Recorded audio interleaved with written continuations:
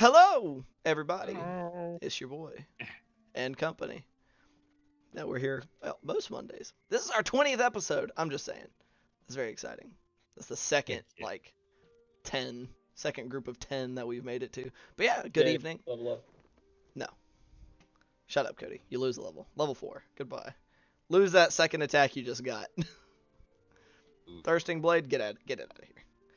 But yeah, good evening, everybody. We are Hard Knock Dice, and I am Ian, the Dungeon Master, here for this Ghost Saltmarsh campaign, and these gentlemen are the players for said campaign, and, part-time showrunners and stuff, and Chris's camera fucked back up again. God damn it. Anywho, we're here On purpose to fuck with for our 20th episode of this here Ghost of Saltmarsh, and yeah, as per usual, we are still doing our charity stream. We're still doing the charity giveaway. We're still at $1,300, hoping to get up to $3,500. We are, along the way, we have some gifts. Quite recently, we added a digital copy of Tasha's because I think we ended up with that on accident somehow, as well as a gaming mouse and gaming keyboard there near the end. So, it's a very good cause. It's for Extra Life, for children's hospitals on continental North America. In both the United States and Canada. So good cause. Open your hearts and wallets to it. It's worth it. And I believe we have one other announcement, Mr. Johns. So, we are starting our Hard Knock Dice's very own Brittany, who is in chat, is starting a Kickstarter for Spellbound Enamel Pins. She has gotten together 3 really kick-ass designs but just symbolizing different spells. They're black and gold. They're really fucking classy. And she started her Kickstarter for that today. She's already got 10 backers, which is incredible. But go check those out. You can do !Kickstarter in chat. Hydra's already hit it. Go check that out. Go check out those pin designs because they're kick-ass. And she's also got holographic stickers as well on there. So get your pledge. There's some early bird prices on there, so go take advantage of those. That's all I got. Hell yeah. And on that note, let's get into the session. So, last Monday, when we were here with our friends of Saltmarsh, they were still semi-recovering from their journey recently out to sea, filled with hardships. It was a bad time on the whole, it seems like. Net negative experience. But they came back with some money. They had gotten paid. They had gotten Jakob his 3,000 gold. I say dollars. This is American now.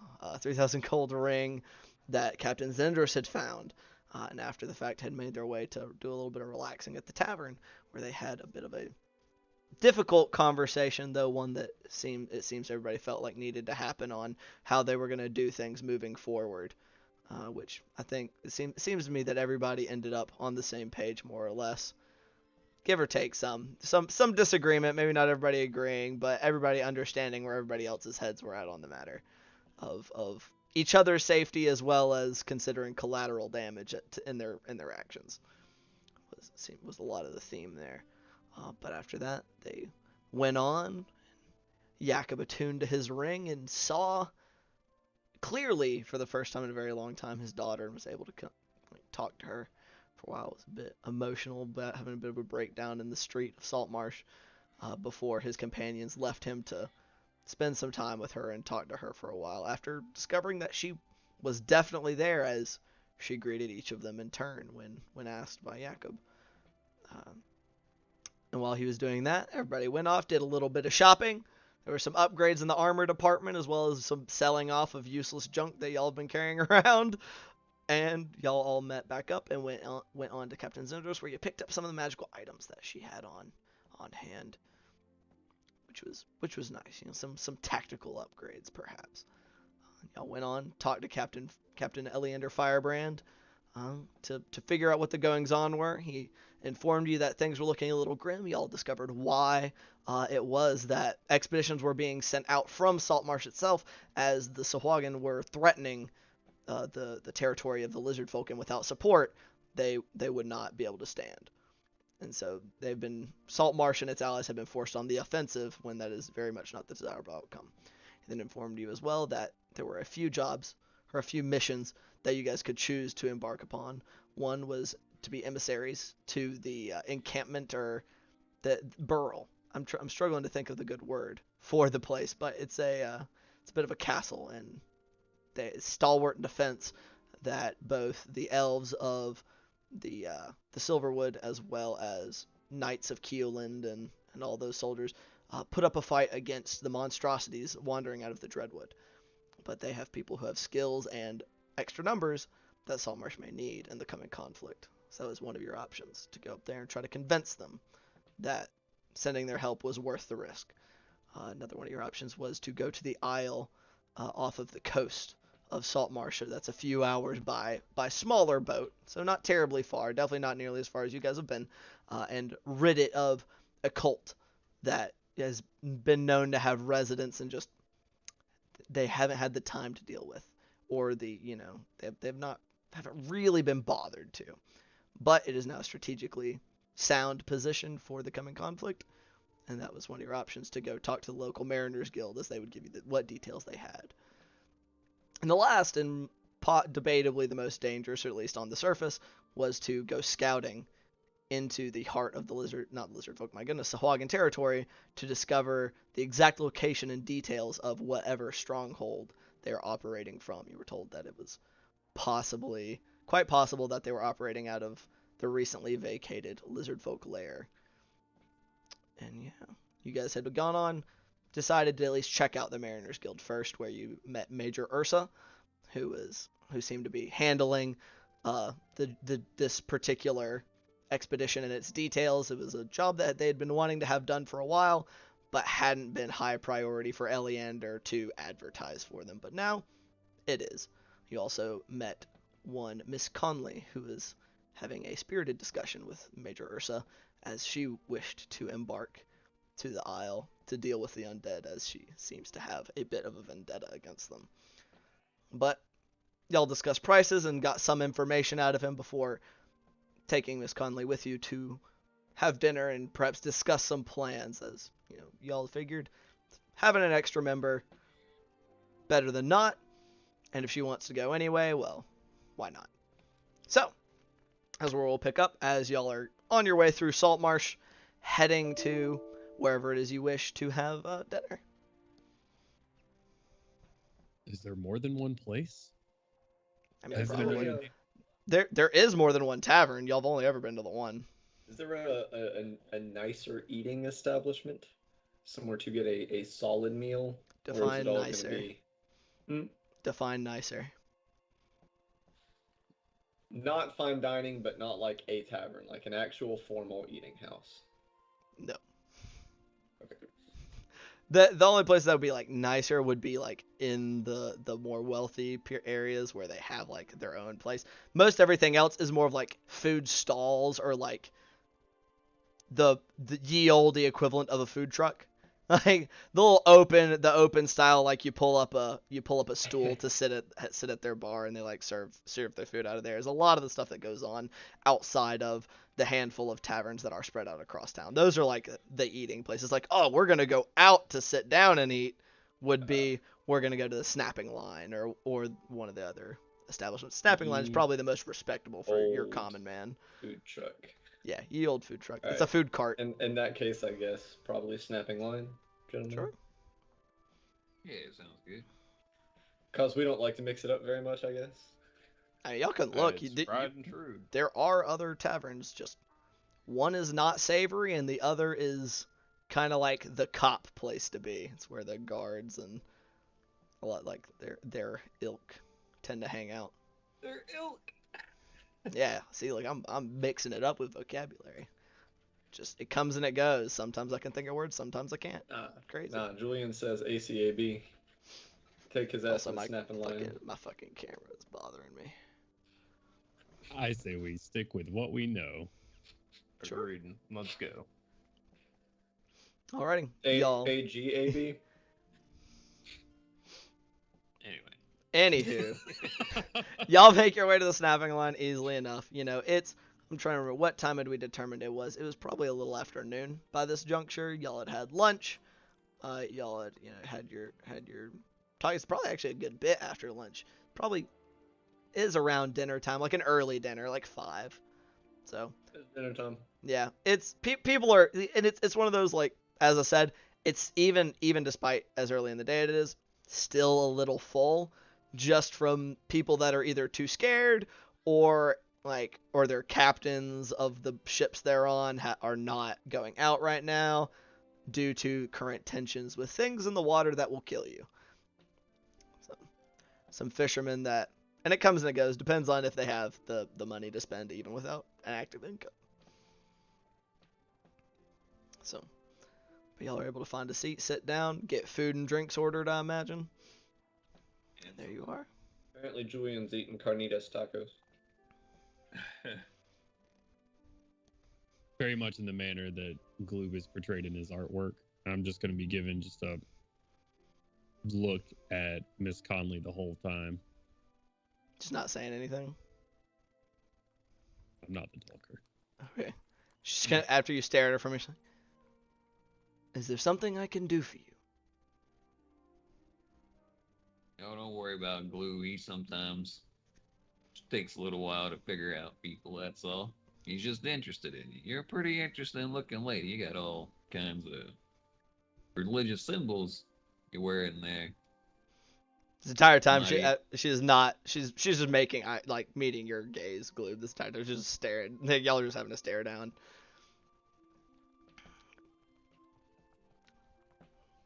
You wear religious symbols yourselves, some of you anyway. Absolutely. Indeed. Seemed not to like certain religious organizations, though. The undead and those that create them, well, no. I do not like them much at all.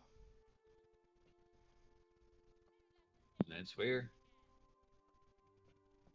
Can't say I've had too much experience with undead as a whole, but most of the folks who try to bring people back from the dead aren't really, in general, the most savory of sorts.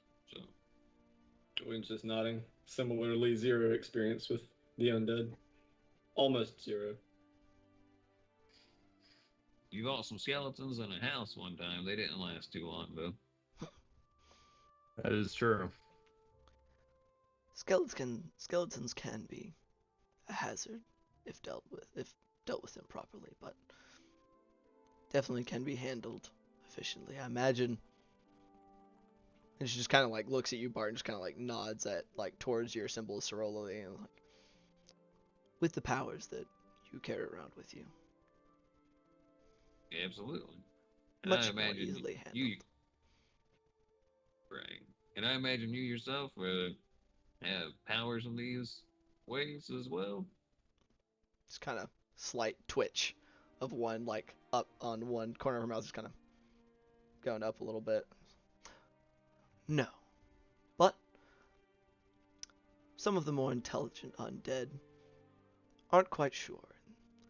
They fear the symbols I wear, or at least give pause for the reason that they should when you wear them. There's nothing wrong with that. I mean, So you Fate. can't. Oh, I'm sorry, Bart. Go ahead. well, I mean, fate's fate, and it's just as powerful, even if you're not born with certain blessings, things of that manner. God certainly haven't seen fit. gives them pause too. So it does. But giving them pause if they think you have the blessings of one god or another sometimes is what you need to remove their head from their shoulders. I like it, and smart. I mean, if we're gonna go to that island, I think we'll get along just fine. I certainly hope so. Do not Before we often. get too far ahead of ourselves, what do you do? I kill undead. Yeah. And those that raise them. How? Glances at hilt of sword. Does she look scarred up? Does she look like she's been in a couple of fights? I'd say so. Like, she's older. Like I said, she's probably, like, if you were to ballpark, probably. I have no idea. Yeah, I'm saying, like, Like for your 17. for Jones's context of, like, Yeah. what her visual appearance, Right. she looks like a very, like, a well-aged and fit, like, mid-50s. Like, mid to late 50s. Like, she's clearly been very active and fit, but the wrinkles are still there. There's, like, the streaks of gray are still there. But yeah, you would definitely notice, like, scars here and there. Roll a perception check for me real quick. Sure. Ooh. Not starting off the night good. Uh-oh. That's an 8. It's an 8. Whew, wow, that is really bad. I mean, from what you can tell, like, you're like, just from looking at her, it definitely looks like she's fought. Like, you've seen people that fight, and you do see, like, there are, like, a little bit of scarring, some, like, in a scar kind of like across her cheekbone and elsewhere, and like she's removed her left van brace and gauntlet as well, and like you can, like, her hands are calloused from what you can see with an 8. Gotcha. Well, if we are going to be going on a expedition out to that island with you, we should probably introduce ourselves. I'm Jakob. I hit things with a big sword. Respectable. Yeah, I'm sorry. I completely forgot my manners. I was just so intrigued by all those symbols you were wearing. And, well, I'm Bart. Bartholomew Fairford. You just call me Bart. Everybody does. That's a mouthful, I know. Very true. Just kind of looks at the other two of you. I'm Julian. Nice to meet you. Likewise. Probably concerned with trying to get food. Yeah, I easily by this point, like, food is arriving for you guys. Well, then Like, he it is didn't take occupied terribly eating that long. food.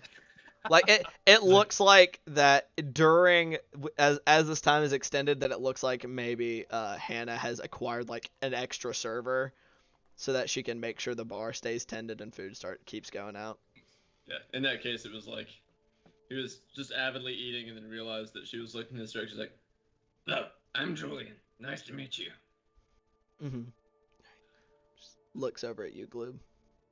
And you. Gloob.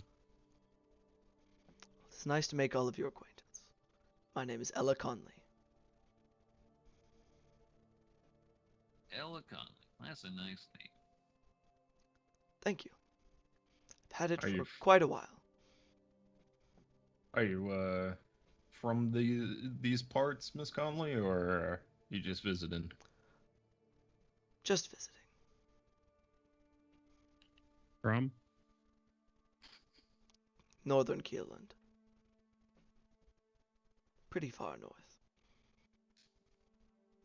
Where's that at? I'll whisper to whoever's sitting beside me. Gloob asked from where, like she was gonna say the fucking whole marshes, because that's the extent of what he knows. You're either from the Hull Marshes or Saltmarsh. There's no in between. Pretty much.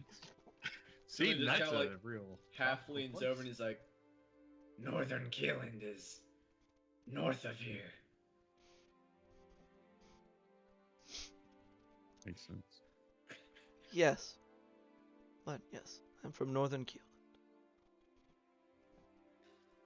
Well, we've been kind of set upon a task, or a few tasks, and we were still sort of debating on which ones we wanted to do first. Seems that Saltmarsh is in dire straits in many different directions, and I've noticed.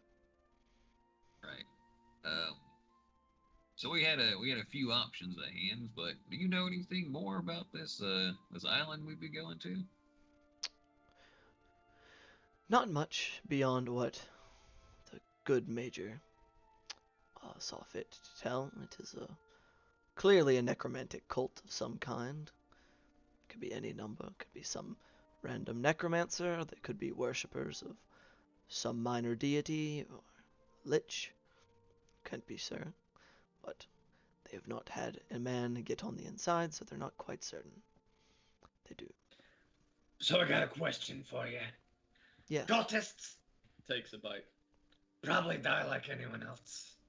What's Generally. the best way to go about killing the undead they control? It depends on That's- the undead. How many kinds are there?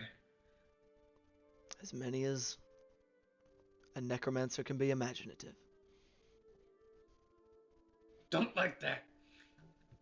There's some that don't like to travel in the sun, that are more intelligent. They're whites. They can turn others themselves if they kill them. They are troublesome, but if you're able to track them down and force them into the sun, significantly easier to rid yourself of. Skeletons, if you have a bludgeoning instrument like your friend, kind of nodding at your mace, Bart, smashing them is very effective. They're not very fast and not smart. Zombies, similar, except not as easily smashable. Smarter ones, you have to be a little more creative. Dumber ones tend to be in groups if you have any way to force them into narrow choke points or something along the like and burn them. I have found works quite well. Necromancers, the ones that create them, tend to be spellcasters almost exclusively. You're able to get in their face. They can't do much to stop you. Do I believe that she knows what she's talking about? Roll an insight check. Do I believe? Oh, it does glue. Yeah. This is on brand. 6. 6. 6. You're just damn humans, dude. They're just like, she could be telling the truth. She might not be. You can't tell. Too hard to read.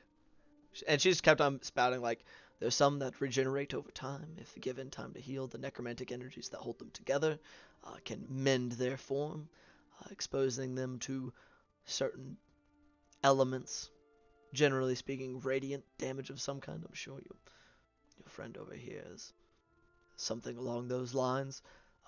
Seems to disrupt that ability.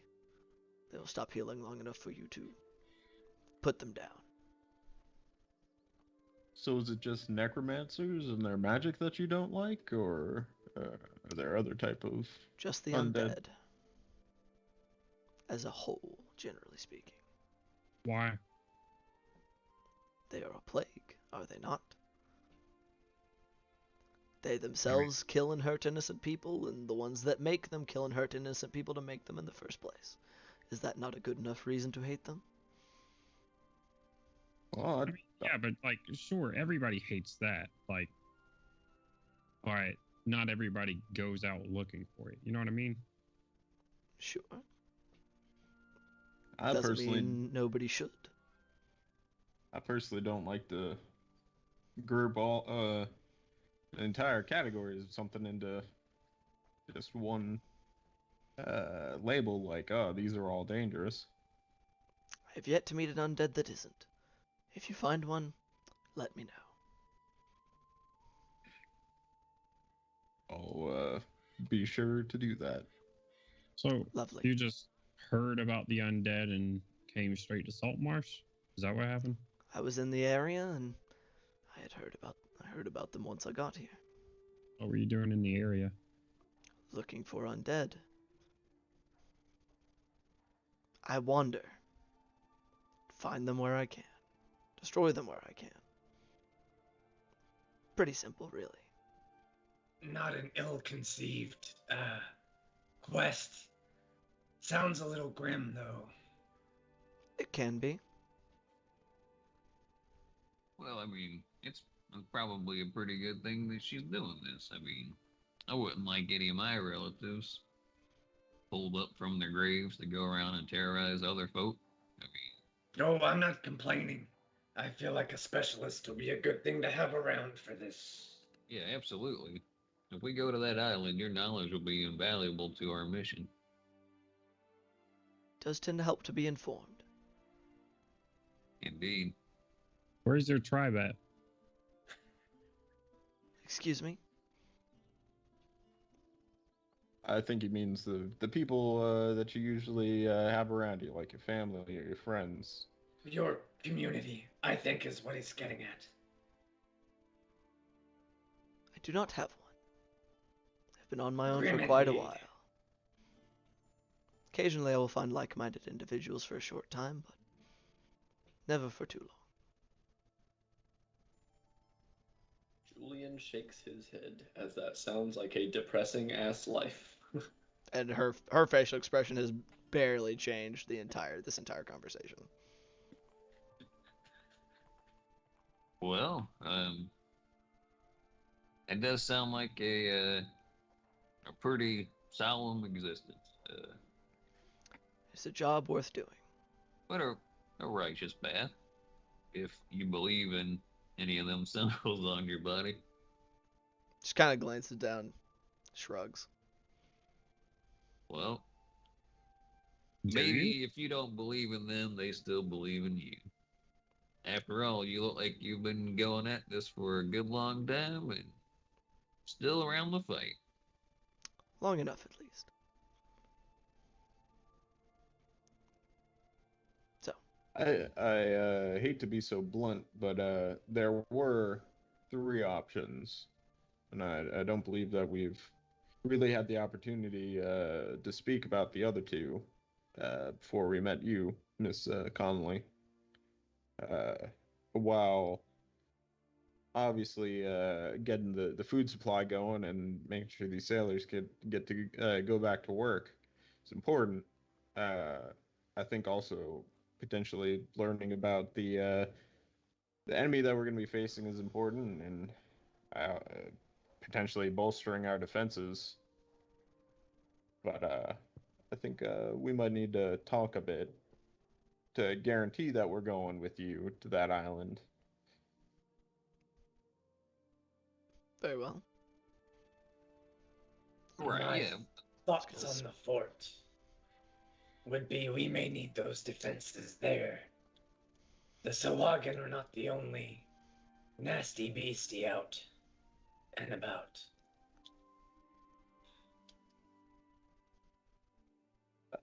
I think you're right, but they definitely are a organized enemy, and that's concerning.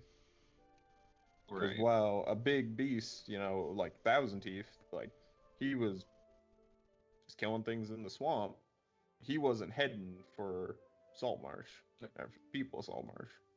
Before I talk about stuff that's not canon in your version Sure. of Greyhawk, Yeah. the creatures that fort defends against are like fucked up eldritch nasties, right? Roll a knowledge history check for me.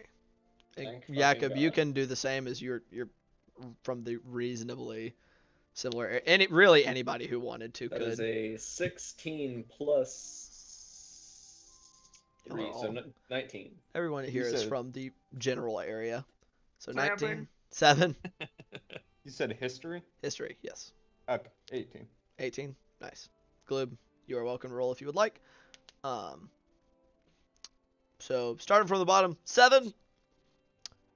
You know things that aren't friendly come out of the Dreadwood, Bart, but nothing ever really made it all the way to your village, so you never paid it too much heed. Outside of dangerous place, don't go there. So you're like, all right, cool. 18 and 19, there's a 1 point difference. We're clumping those together. Yeah, very similarly, it is just more of an abomination kind of thing than natural. You know that there are like some of the denizens of the Dread Forest, the Dreadwood, are like hags and other kinds of like undead and all kinds of stuff that lurks within there. Just things that don't just lay in wait within the Dreadwood. That's a big part of what Burl does. Is they send out expeditions and parties to patrol the perimeter and sometimes make small excursions into the Dreadwood itself to deal with things that are going to come out. And hunt people or attack people, you know that sometimes like desperate bandits and the like will take residence within the Dreadwood, or may sometimes even make deals with the more intelligent of its denizens. So it's a more active threat than like some of the things that are within the Hool Marshes.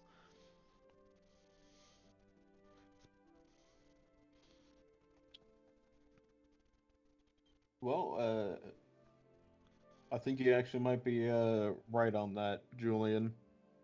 They may need the most people that they can have. And I understand if it does come to that, by all means. But if this can be handled without pulling them back, probably the better option. Just my 2 cents. I'm not a tactician, just a fisherman who's been around this area for a while. I think, personally, seeing how many people are put out of work right now, I think traveling to the island is incredibly important, ensuring that Saltmarsh has a constant flow of food coming into it in case something does happen. Uh, I just wanted to bring up the other possibilities so nothing got overlooked, nothing important got overlooked. Because I mean, finding out where the Swagan are coming from is rather important. Uh, but much like Gloob had said, I think it's important that we consider the potential dangers to our lives. Oh, if I have a vote on this, well, no, I got to vote on this. My vote is Isle first. Handle the undead and get the food supply back running. The way you keep a captured person weak is by not feeding them. So, Well, It's my- how do you, Barton, Julian, how do y'all feel about it? It's my reckoning about the keep of them elves and folk up in the woods. If things get bad enough in Saltmarsh, they're gonna have to come and help save their own skin anyway. So that's probably the lowest on the list as far as I'm concerned. On immediate dangers, my personal preference was we go to the island and then go straight to trying to find out where that layer's at, or we go try to find the layer and then hit up the island on the way back. One or the other. My Well, vote, island first, and then to the lair. seconded. all right. It sounds like we're in agreement, Miss Conley. I think we will be joining you to that island. Sorry to cause some confusion. Before we get that far, Completely understandable.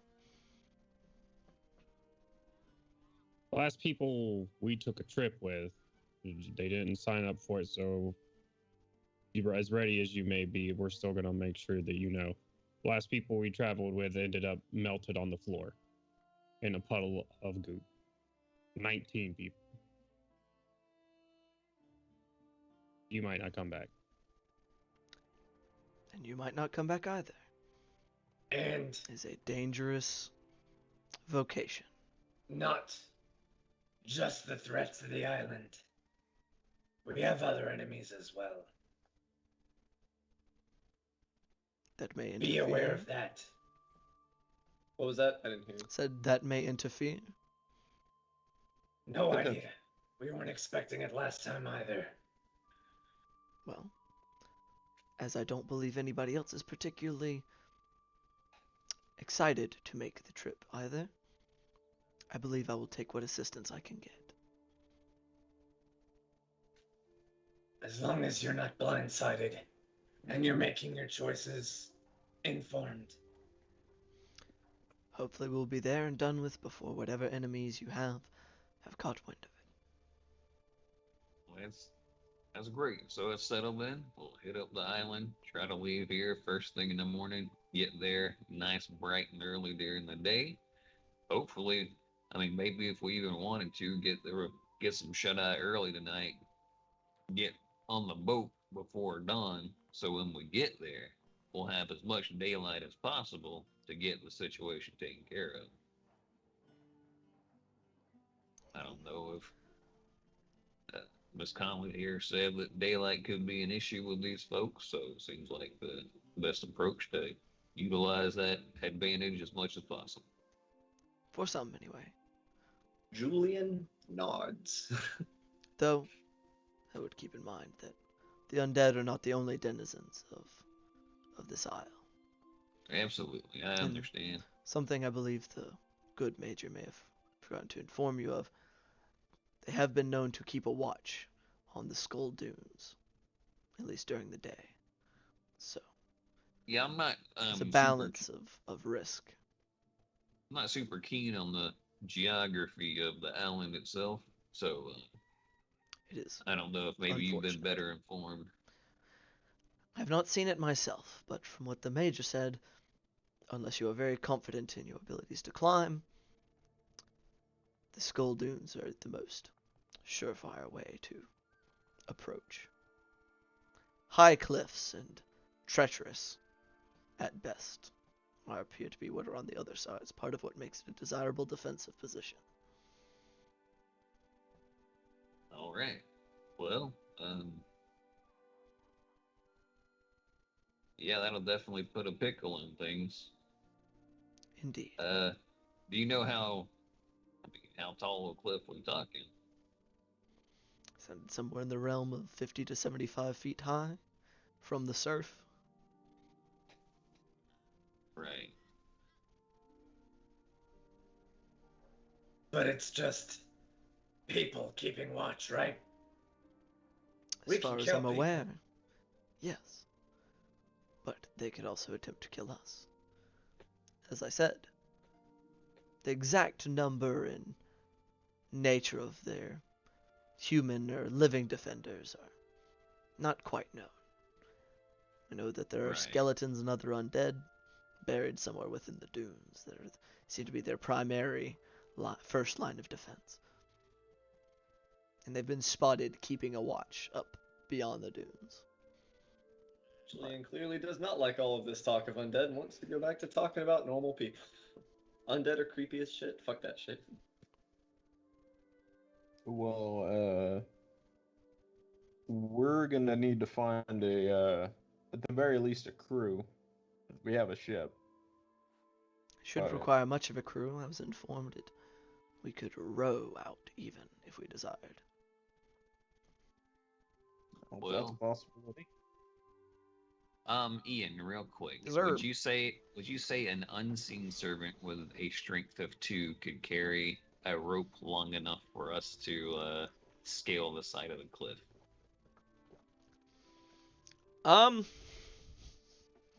Can they fly? It's a mindless, shapeless medium force. I don't even know if they have limbs. What's the casting distance on it? Yeah. 60 feet. So you might be able to throw them up there regardless. Yeah. How far away from it can it get? If you command the servant to perform a task that would move it more than 60 feet away from you, the spell ends. Okay. So that would be an issue. So we might have to do some light climbing on our own. Or somebody might need to put me on their shoulders. We might be able to make it work. But the issue with making the unseen servant appear up there is that he wouldn't have a rope in his hand. Correct.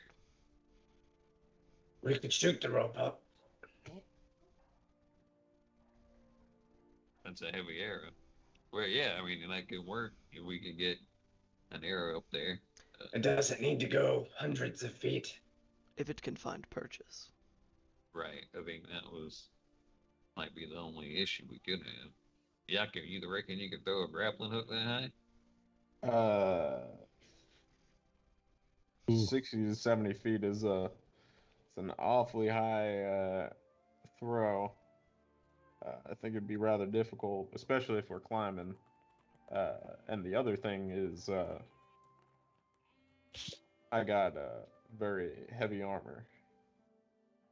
Your friend Right, will yeah. probably have a hard time climbing up regardless of assistance. As will probably you. More Yeah, I'm heavily not the best. heavily adorned.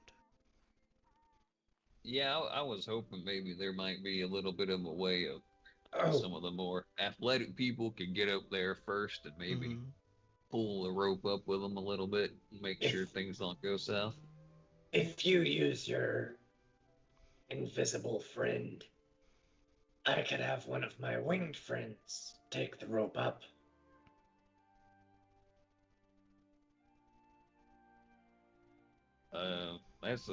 That's a mighty strong. How big of a bird can you make with that thing? How much is rope weigh? Enough rope to get you guys all the way up a 75-foot cliff? 10 feet or 50 feet is 10. Oh, yeah, never Bit mind. bit heavy for your bird. Yeah.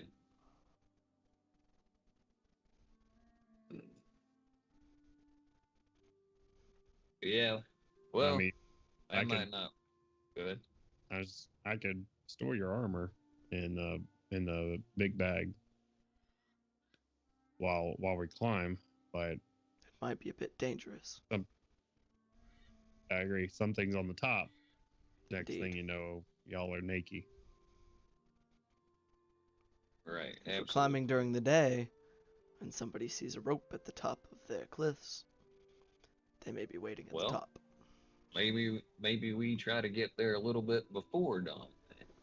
Go Perhaps. row in, cover of night, make this a little bit more of a sneaky operation. Indeed. I'm not one for stealth, but I mean, after we're already on your front door, there ain't much to do about it after that point, right?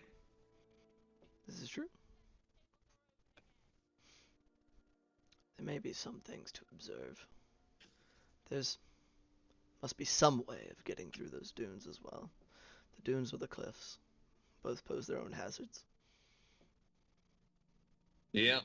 Um, You said there's dead things in the dunes, right? And appears to be their primary line of defense, according to the Major. Let's take the cliffs. I'm sure we can find a way up. I would be more comfortable taking the dunes. I mean, I do wish to rid the island of them. There are dead things in the dunes, though. Correct. what? I Our wish to purpose kill is dead to get rid of things. those things. Indeed. Right. I understand that. The way I'm trying to work through things is that if we go up those dunes, it's gonna tire us out. I'm gonna have to use spells, and I don't got an endless supply of energy. And if we have to go through all of our resources getting up those dunes and get to the top, that might turn this into quite a long journey, or it might end up us having to spend the night in Undead Fort, which doesn't sound too fun to me. On top of that, let's not do that.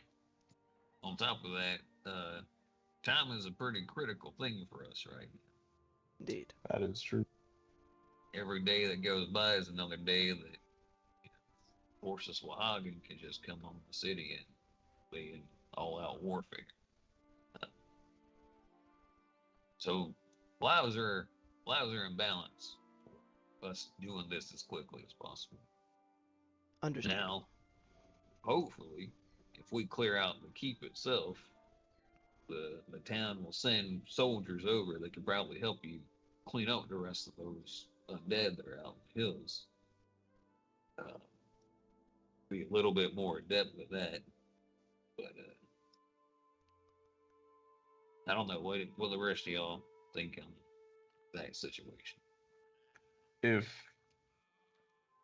I'm gonna die a certain way, I'd rather die fighting these undead than impaled on some rocks below a cliff. Because I decided to climb up a cliff with this heavy ass plate on. I don't think y'all y'all don't walk around with it all day. I'm gonna take off my the breastplate of it, and I'm gonna hand it to Julian. It's a pretty heavy weight. And yeah, that actually is a good point. Julian's also wearing a bit of heavier armor. Not quite as heavy. You actually probably downgraded a little bit in weight, if I recall, because I believe a breastplate is actually a little lighter than a full set of scale mail. I think that's supposed to be the logic behind it, not giving disadvantage on stealth. Yeah, we got to talk about that. That's why y'all get hit all the time. Y'all can't move out of the way. Just wear something like this. But that's not the point. I mean, she's gonna want to go in the dunes. I'd rather go on the dunes. All right, well, I got a proposition that might help both of us out. We're gonna be going. Have you ever had any encounter with the Swahagan? Can't say that I have. Where I'm from is a bit landlocked. Right. I mean, I grew up semi close to the ocean. Well, mainly due to these creatures and some other unsavory folks. I kind of wish I wasn't. So I'm envying you a little bit in that situation. But um, we can. We're going to get paid for both these jobs regardless. We could cut you into the other job. We could help you clear out that dune, get it done lickety split, take care of this whole necromancer and undead situation. You could come on with us and help out with our scout mission. Everybody gets what they want in timely fashion. You get a little bit of extra money and you're helping people out. Might not be undead, but hell, I'm sure they probably have some necromancers in there somewhere. And the fact of the matter is, war is going to breed more people looking to use the bodies that happen for those kind of situations anyway. Discord and chaos, and things start to fall in between the cracks for guards to handle. As you clearly can see, they got a fort on an island right next to town. Make a persuasion check at advantage. Hey. It's a 16 and a 1, so I'll definitely take the 16. Total is 21. Sits there and kind of think about it for a few seconds while looking at you. I believe that I could do that. Assuming that this scouting mission is something that will take weeks or months. I think it's I would kind of look over to Julian. It's about if they're saying it was where that old lizard place or lizard folk place was at, or they think it's in that area. That's about a day or two by boat, right? Yeah, and not where they are currently, not where you guys have been. Right. Where they the were old driven one that out they were of. talking Yeah. about. Right. Yeah, which right. is farther down the coast. Okay. Yeah, if Julian would approve or deny that one. Sure. I don't know. Julian knows that one. I believe that could be acceptable. I could use the money, unfortunately. And these people are suffering. So. Oh, man, Very well. Bart will remember that. Do what? I said, "Oh man, Bart will remember that." Oh goodness, we're playing a fucking whatchamacallit game. Telltale game. Telltale. Hold on, I'm the one who says people will remember shit. I'm God. God damn it, Bart. Oh shit. Kick my desk. Don't take your name in vain. I'll do whatever I want. Anyway, well, that sounds like we're gonna be hanging out with each other for at least a week or so. Assuming none of us die, yes. Crossing my fingers on that. As should we all. Well, I mean, you got anything you want to tell us about yourself that might be privy to know? Don't like to be interrupted in your sleep. Don't like loud noises, anything like that. Don't like undead. That's the only bit that matters. Yep. and I can handle Fuck 'em. myself. Sure. I hope to not be a burden. Just trying to be considerate, you know. But That's hey, appreciated. a single track mind makes things a lot easier for decision making, right? If they's got undead, you go and kill them. I guess everything else can be kind of a complication.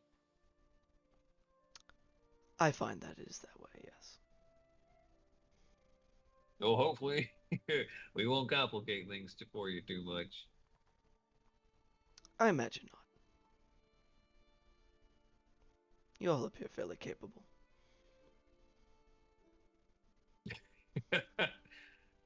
I think it's the new armor I got. It is very shiny. Looking at Might want to do something about that. Julian Both and of like you. And just looks at both Bart and Jakob.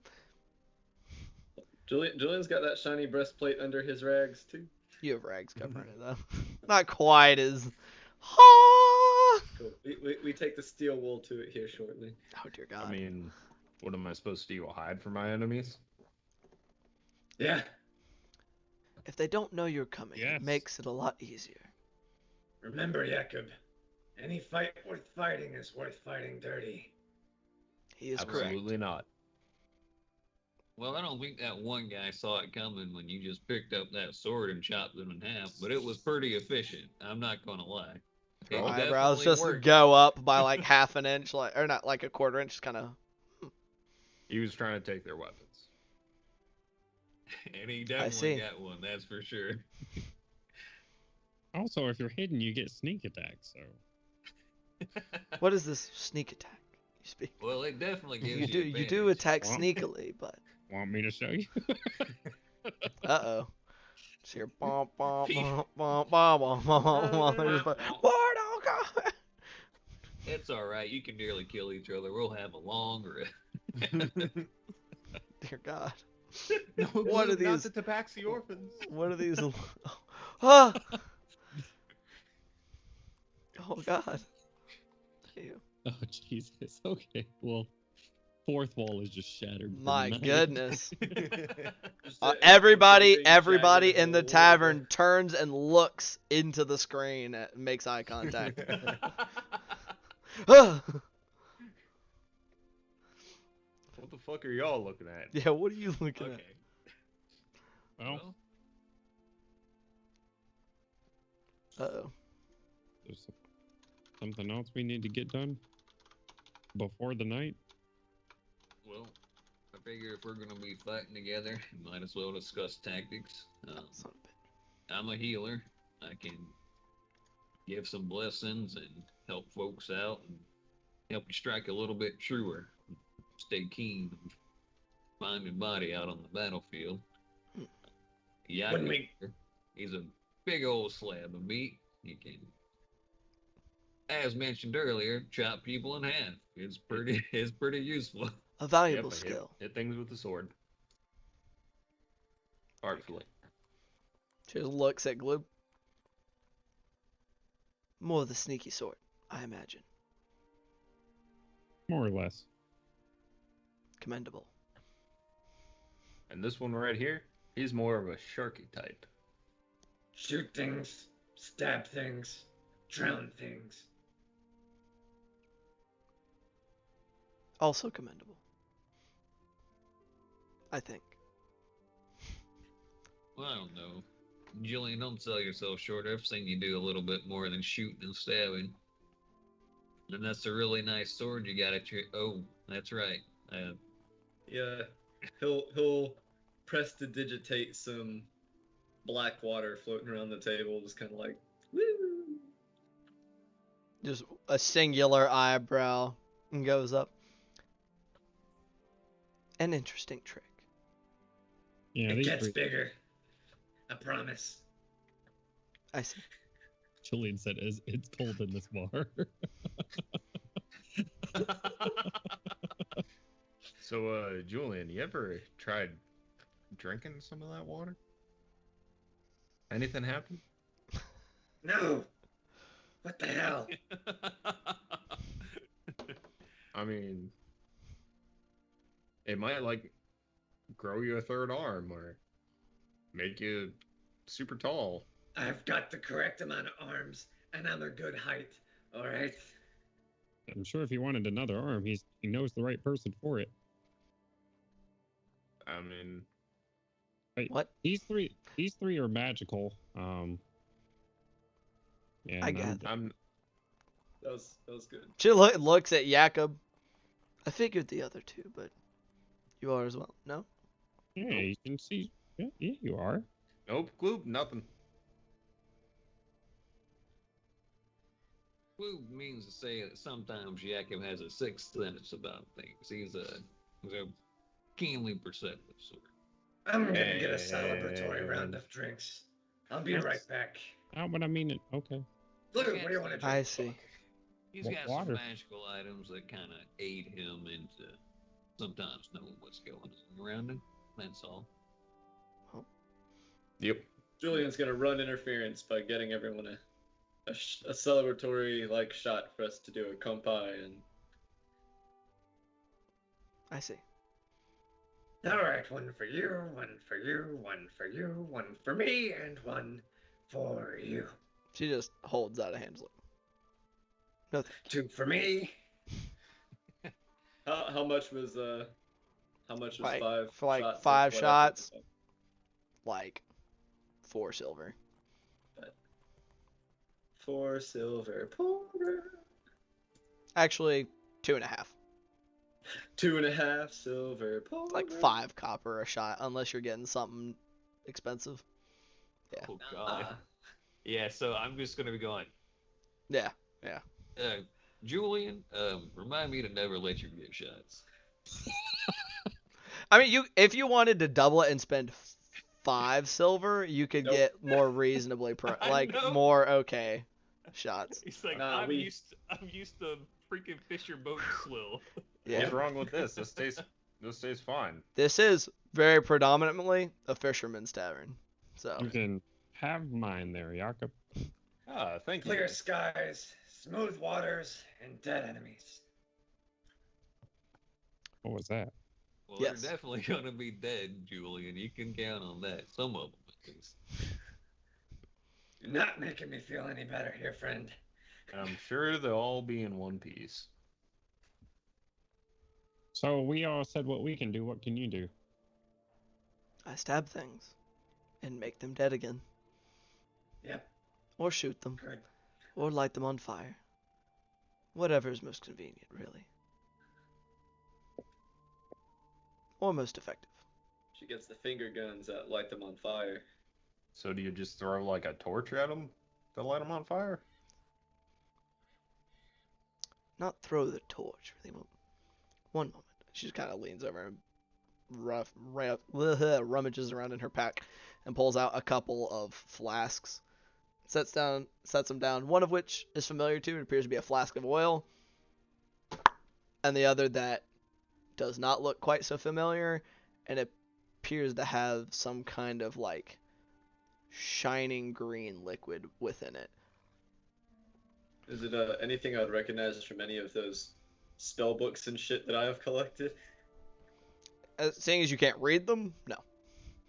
Or not spell books. It's the fucking Do they have any pictures of these files? yeah, right. It would appear these wizards were not keen on drawing. Julian said, "Give me the picture book." Fucking losers, dude. What's up, No, Cody?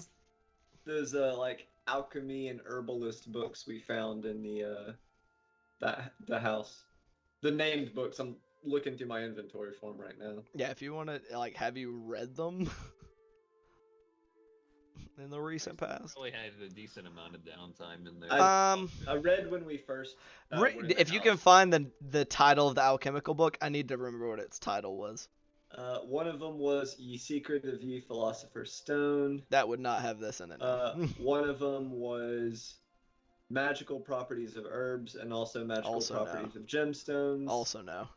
And I can't find the other one.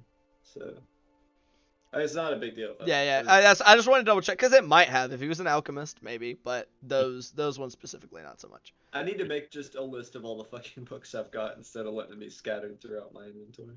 Is it in Grog's hovel by chance? No. Did you just happen to have this one book called Alchemist Fire, Pyromancy Made Easy? What makes you think it's alchemist fire, Kent? I don't know what you're talking Miss I don't Conley, But- what is that? But she says, well, on one hand, you have oil, burns nicely, but sometimes requires a little prep. On the other hand, alchemist fire. It's a bit dangerous and, if handled wrong, can injure the user instead, but handled care. Did you pick it up? She just kind of like holds out a hand and takes it back. Handled improperly without the proper amount of care can backfire. But fire in a bottle. Chuck it. It'll burn until they put it out themselves. It will not go out on its own. All right. Can be quite Well. useful, and So that's I a can fire in a bottle. make some of it as long as I have the resources to do so. Really? Helps me do my job. Sounds like useful, interesting stuff. He's like peering very interestedly at the bottle of alchemist fire. She just looks at you and just kind of grabs the top of both flasks and kind of scoots them a little closer to her on the table. What type It of can be. type of supplies would you need to get something like that made? Depends. The mythical gasoline. Yeah, gasoline. Gasoline, some Gasoline. styrofoam. You know, Yeah. or it's actually napalm. Shit. There may not be information on that in those books he's got, but you can best bet Julian's about to double check. Well, I mean, and she rattles off some herbs and other stuff that she would use to grind down and use as alchemical substances to create them. And you vaguely recognize some of the names from when you perused that book.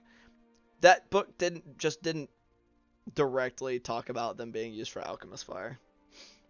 Like you're like, oh, that's what that was for. That dude's stuff, a lot of his research was into making a philosopher's stone. That was kind of his obsession and his primary goal. I can also make some antitoxins. I try to keep one or two on me just in case. I'd kind of Right. He's just firing. Well, I was thinking if you got the ability to make fire, Swahagan being folk that live underneath the sea, they probably are pretty adverse to getting set on fire. Most people Most are, things, I though. imagine. Yeah. I've found as of yet. I might have a more unwarranted fear for something like that. Indeed. Is all I mean to say. I also have So some modest skill in medicine. always welcome. Imagine that won't be quite as useful as magical healing, but it is How much would it done cost to me get well. 4 bottles worth of ingredients? 4 or 5. One moment. Let me double check. I gotta double check how this works. Yeah, I was kind of thinking along the same lines that if she has equipment she could take with take with her on a boat, and we sail on off to have a few days on a boat to make some alchemist fire to get some extra bottles along the way. 4 bottles cost about 100 gold worth of supplies. Got a I shopping know. list.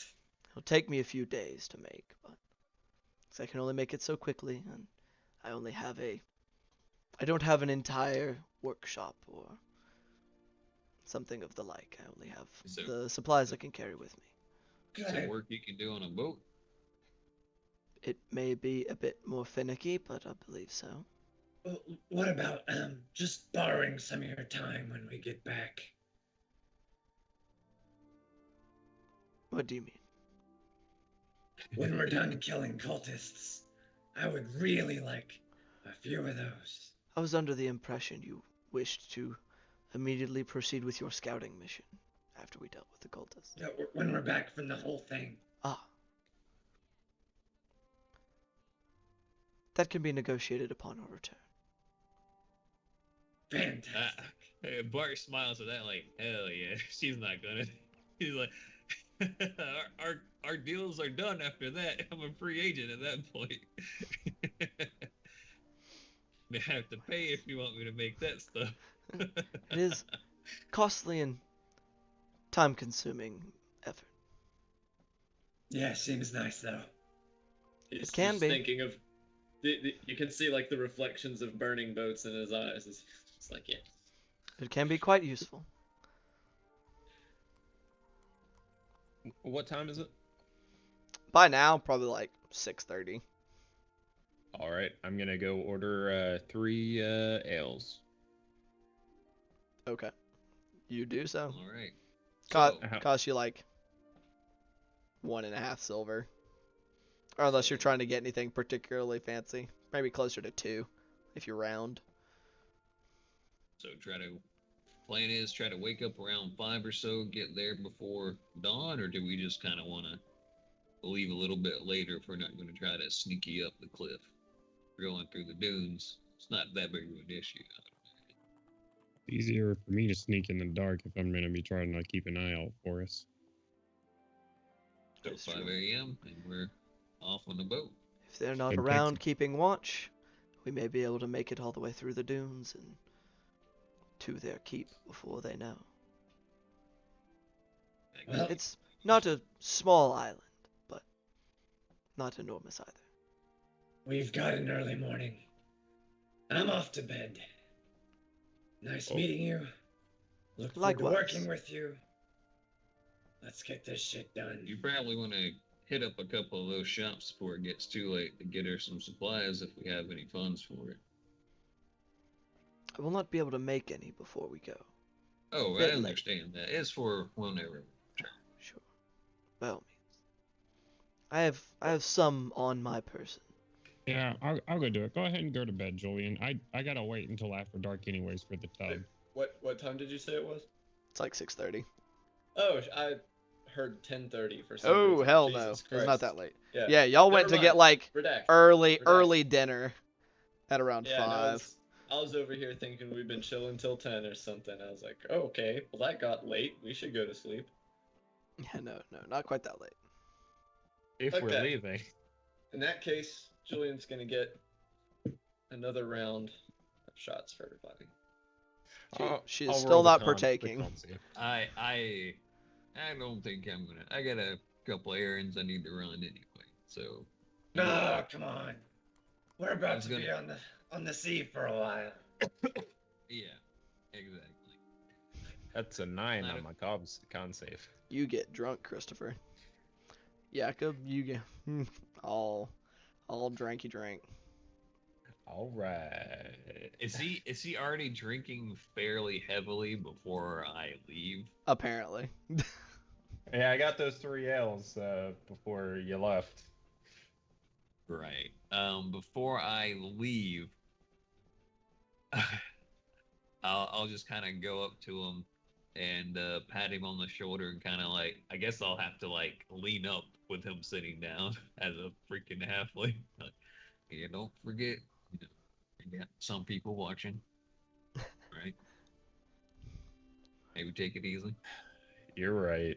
I will give one of the ales to Julian. Julian's gonna drink it, but he's busy trying to get free drinks out of these other sailors. I'm gonna use It tastes better when they're free. fish. I'm gonna use Fishing Tale to tell a story about. Which one is this gonna be? The time that I caught a fish with fins of pure gold. All right. And what exactly does Fishing Tail do again? I can't quite recall. You can tell a compelling tale, whether tall or true, to impress and entertain others. Once a day, you can tell your story to willing listeners.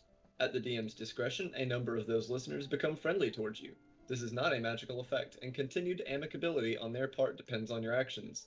You can roll on the following table to determine the theme of your tale, or choose one that best fits your character. Sure.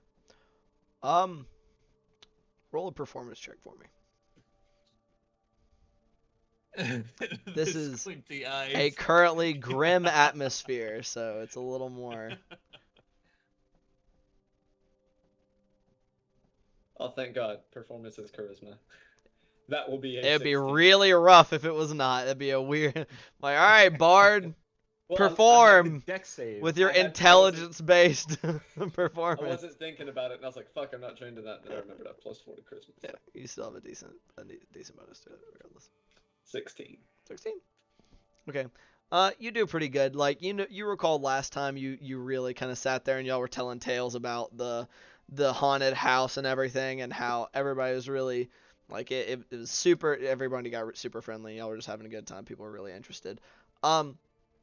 Some people seem to welcome the diversion, but then there's some who not aggressive, but don't seem particularly interested and seem to kind of try to ignore you. And it seems more off of the fact that it's not feeling like appropriate to them. Like these are guys that are like brooding over their drinks as they're like, you can see some of them like counting coins on the table from piles that are pretty small and stuff like that. That they're You just don't have kind a of. good time. The terrorists win. All right. There are also some that it's like, I wish I could tell fishing tales, like, but I have not been out in like a week. So just like general like cabin fever, grumpiness for some, and that kind of thing. But For the You- ones particularly Yeah. down on their luck, I will pass the free drinks to them. you don't get any, so I will buy them drinks. there's nobody who's out here just buying drinks for other people right now, unfortunately. Well, then Julian's buying drinks for other people. Fuck them. Sure. You are able to. So some people enjoy it, and they kind of, it seems to like ease the tension for them, but it's a minority of the people within the bar. Yeah, throughout the night, in an attempt to lighten the atmosphere and help people have a good time, I will spend 2 gold worth of cheap drinks. Wow, that is a sig. I like the specification of cheap, so that's volume.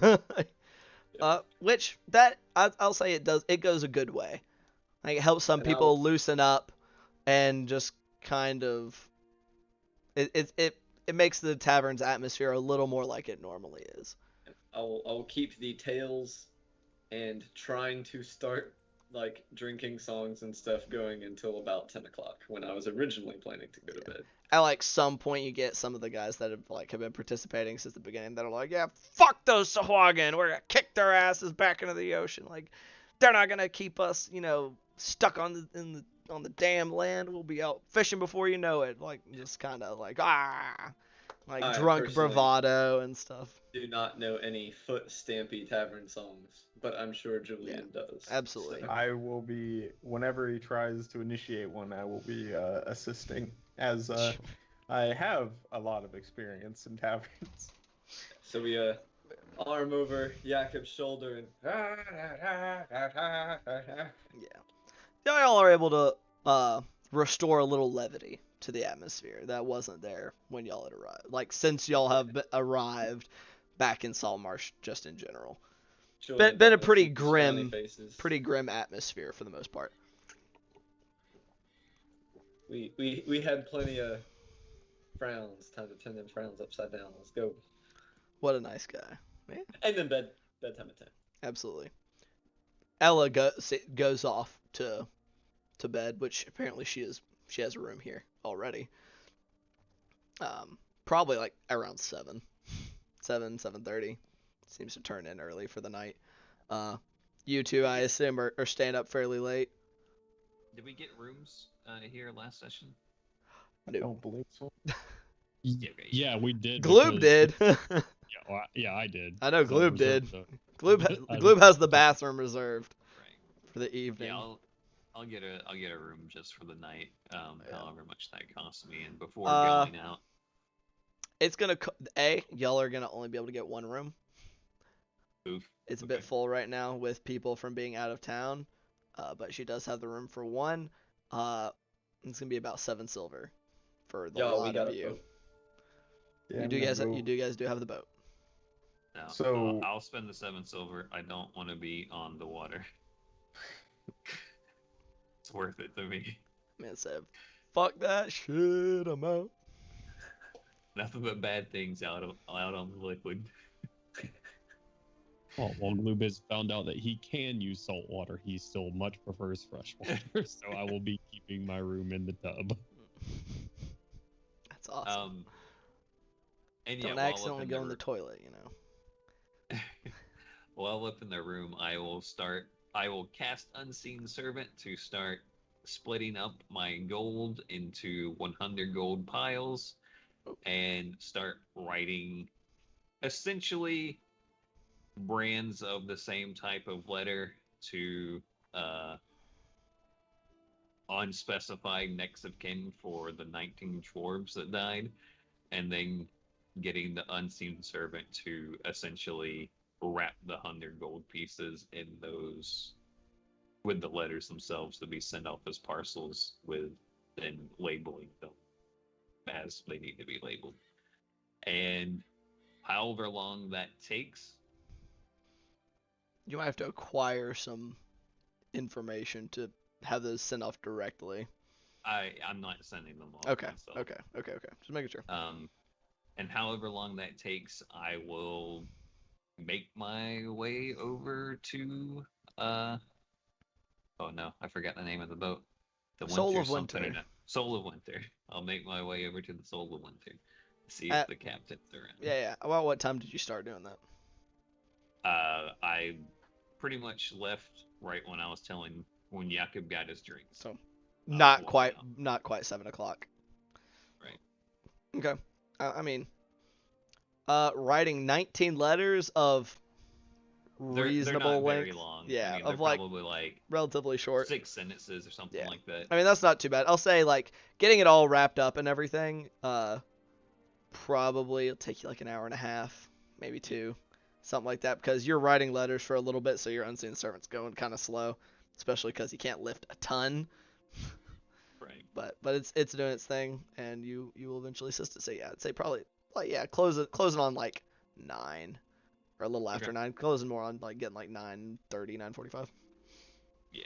Now head on out to the Soul of Winter and see if the captain is around. Where are you going, Bart?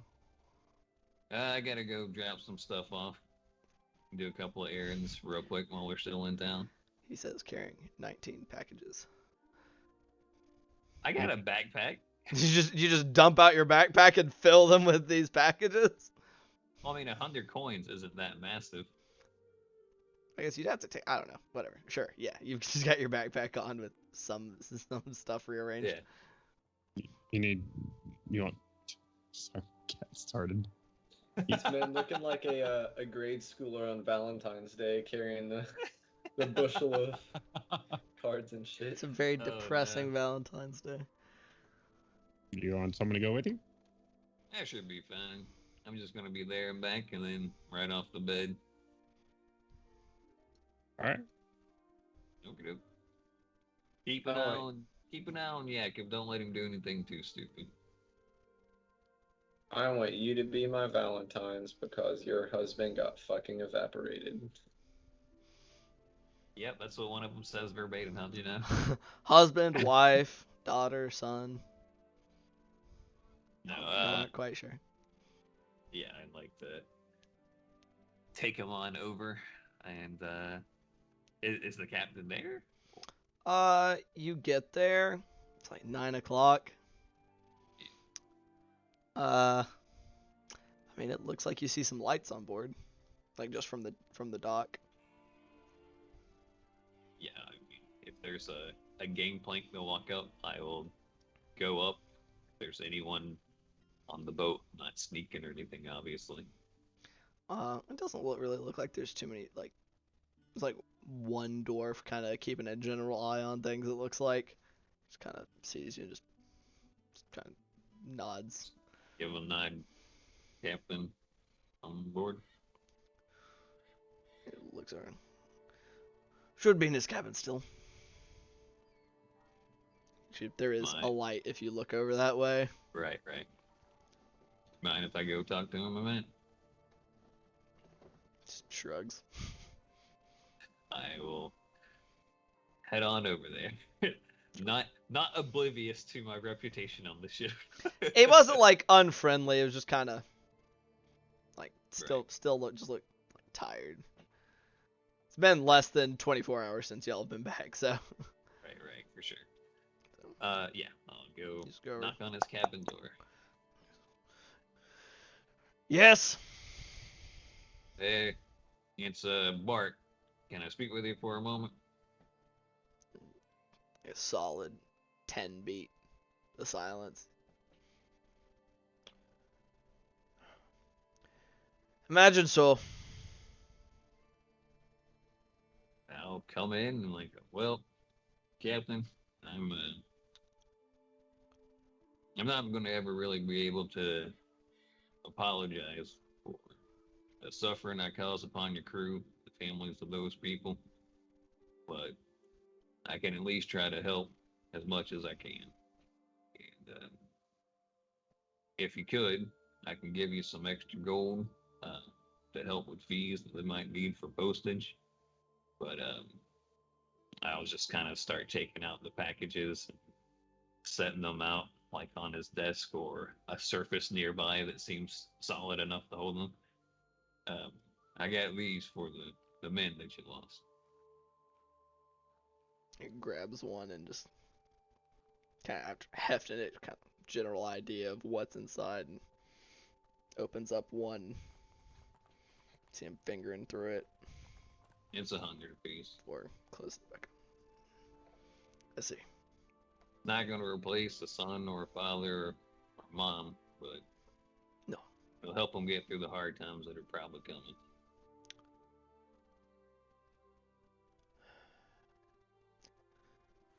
I hope so.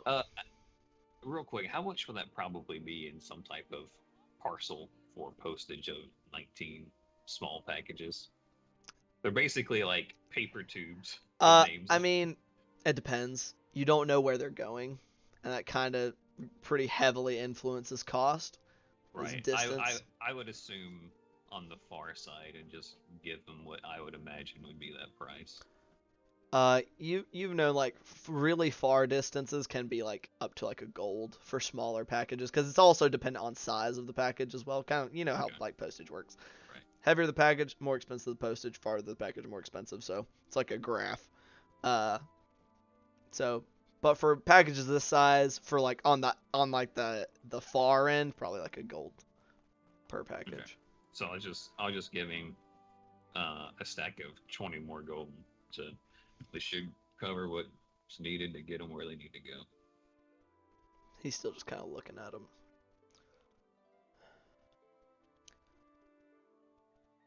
Anyway, I won't take up more of your time. Gotta be going in the morning. Got a lot of rest to do, and hopefully it can make a difference. I hope so. As you're walking, he says, "Look, don't let it weigh on you too heavily. Some things nobody can prevent. Everybody makes mistakes. Just try not to make them again, if you can." Yeah, absolutely. And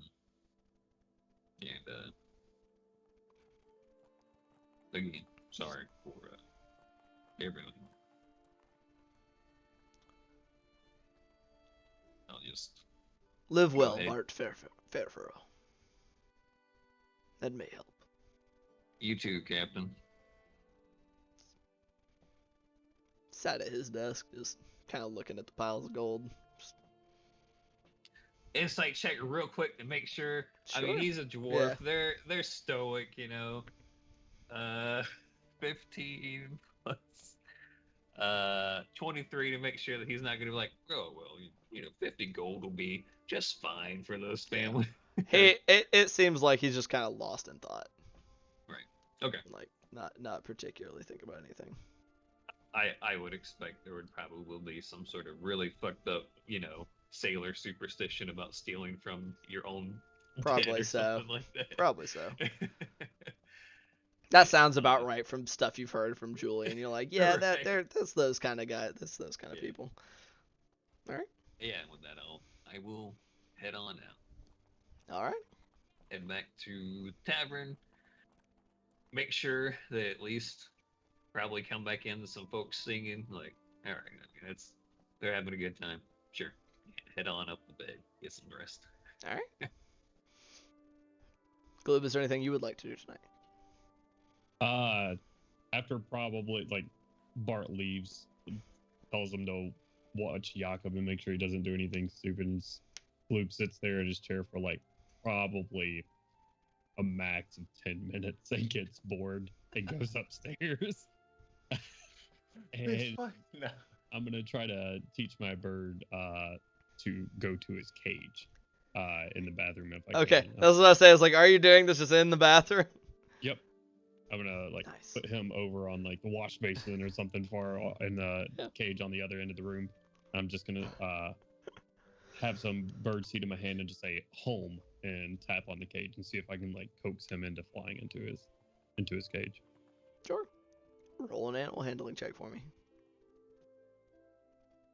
Is this still plus? It's +4 now. A.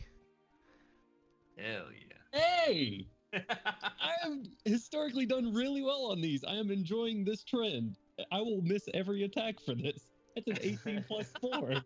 That's a 22. Okay. Yeah. I mean, very very successful. Like, it's not like instantaneous, right? But very successful beginnings for training him to do this. Like, it doesn't take very long. You probably spend only 15, maybe 20 minutes of the initial little thing that you of trying to be like putting some treats or some feed or whatever kind of in his cage, and then kind of like letting him loose and doing your little thing, kind of like when you clicker train a dog, and just kind of doing that, and like 15-20 minutes of that, and you're able to get him to go in with relatively little fuss without any treats in there, and so that is coming along very well. Awesome. Sick. And then I will get in the tub and have a nap. Nice. You do so. All right. I assume the two of you, after your festivities, do eventually go to bed. I already told you. Hard line, 10 o'clock. We can have fun. Jakob is We got really shit to do. drunk. I'm taking him with me. I will actually, when I see him, if I see him leave, which I assume he's gonna be like, "Yep, let's go." I'm gonna We leave. with guide him stumbling down to the boat. Oh, you go to the before- boat? I'm sleeping in the boat. There's only one room. Sure. I was planning on passing out on the boat somewhere. All right. In it. Bart, In you a hammock. overpaid for a room. No, I did. Sure. I am going to take one tiki root in an attempt Okay. to avoid a hangover. Sure. Which the hickey root is the supposed to help with poison, right? Yeah, that's the antitoxin root. I It mean, gives advantage on saving throws against the effects of poisonous or toxic substances for 8 hours. What are you This is talking what I about? gave you Alcohol's good in for the you. swamp. Yeah, I bought some like a while ago. Did you? I bought like 6, um, so the party could have it. That's so but funny. also- I am gonna say it won't be quite as effective since you took it after the fact, because it's supposed to be a preventative. Wait, you bought all of that hickey root and we went onto a fucking boat full of spiders and you didn't pass that shit around? To be fair, I y'all know there didn't were y'all spiders didn't know on the there. spiders were there until you got on the boat. Right. But then we finished combat and got to That's a good point. It'd be like that sometimes. Sometimes you just forget what you got in the bottom of your bag. Those are his hangover roots, okay? He didn't associate it with That's true. That's true. actual poison. Like, Yep. but anywho, sure, you take it. And, I mean, historically, it's helped some. So, you kind of had a thought, was like, oh yeah, I was supposed to do this before I started drinking. As you gnaw on a little bit of it. But, yeah, all right, y'all two Now I have stumble this- off. Just wonderful imagery of Jakob sitting there with one eye half closed, just gnawing on a root, staring into the middle distance, sitting on his fucking hammock. It's like when you get some like McDonald's hash browns, and you're just like, I'm imagining even worse. Just Julian waking up the next morning, like Jakob got up in the middle of the night, still was feeling sick, so he just has like 4 of these leaves he's trying to chew on at once. Had to like haphazardly get half of his full plate off, and it's just on the deck, just naked from the waist down. oh, he started from the bottom. He didn't start from the he's top. doing it. He just had to pee, so like he just took the bottom parts off. You know what? That tracks. That makes sense. Like from We need real to life play experience and Jakob, that tracks. Like makes sense to me. You know? So it be. So, okay, all right. He's got a nice. Well, I guess we're waking up at 5 o'clock in the morning. I was gonna say he's got like a nice tan on his butt, but oh well. That'd be a sunburn, my boy. You imagine just having a sunburnt ass inside of some plate mail? Oh no. You're making everything leg related with disadvantage for the day. Like you better get some aloe vera on that motherfucker. But all right. So you said you cut off at what time, Julian? 10? All right, y'all are still gonna be hungover. I hate to tell you, or at least Jakob really is. I don't know how much you drank, but yeah. So 5 I've had o'clock. Probably like maybe 2 drinks over the next few hours. Okay.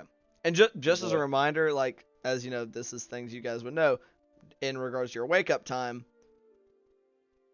It's a few hours from here by boat. So 5 o'clock would put y'all arriving like after sunup. Okay. So can we retroactively make that different? Sure. That's why I was bringing it up, because I was like, you guys would remember this. This is.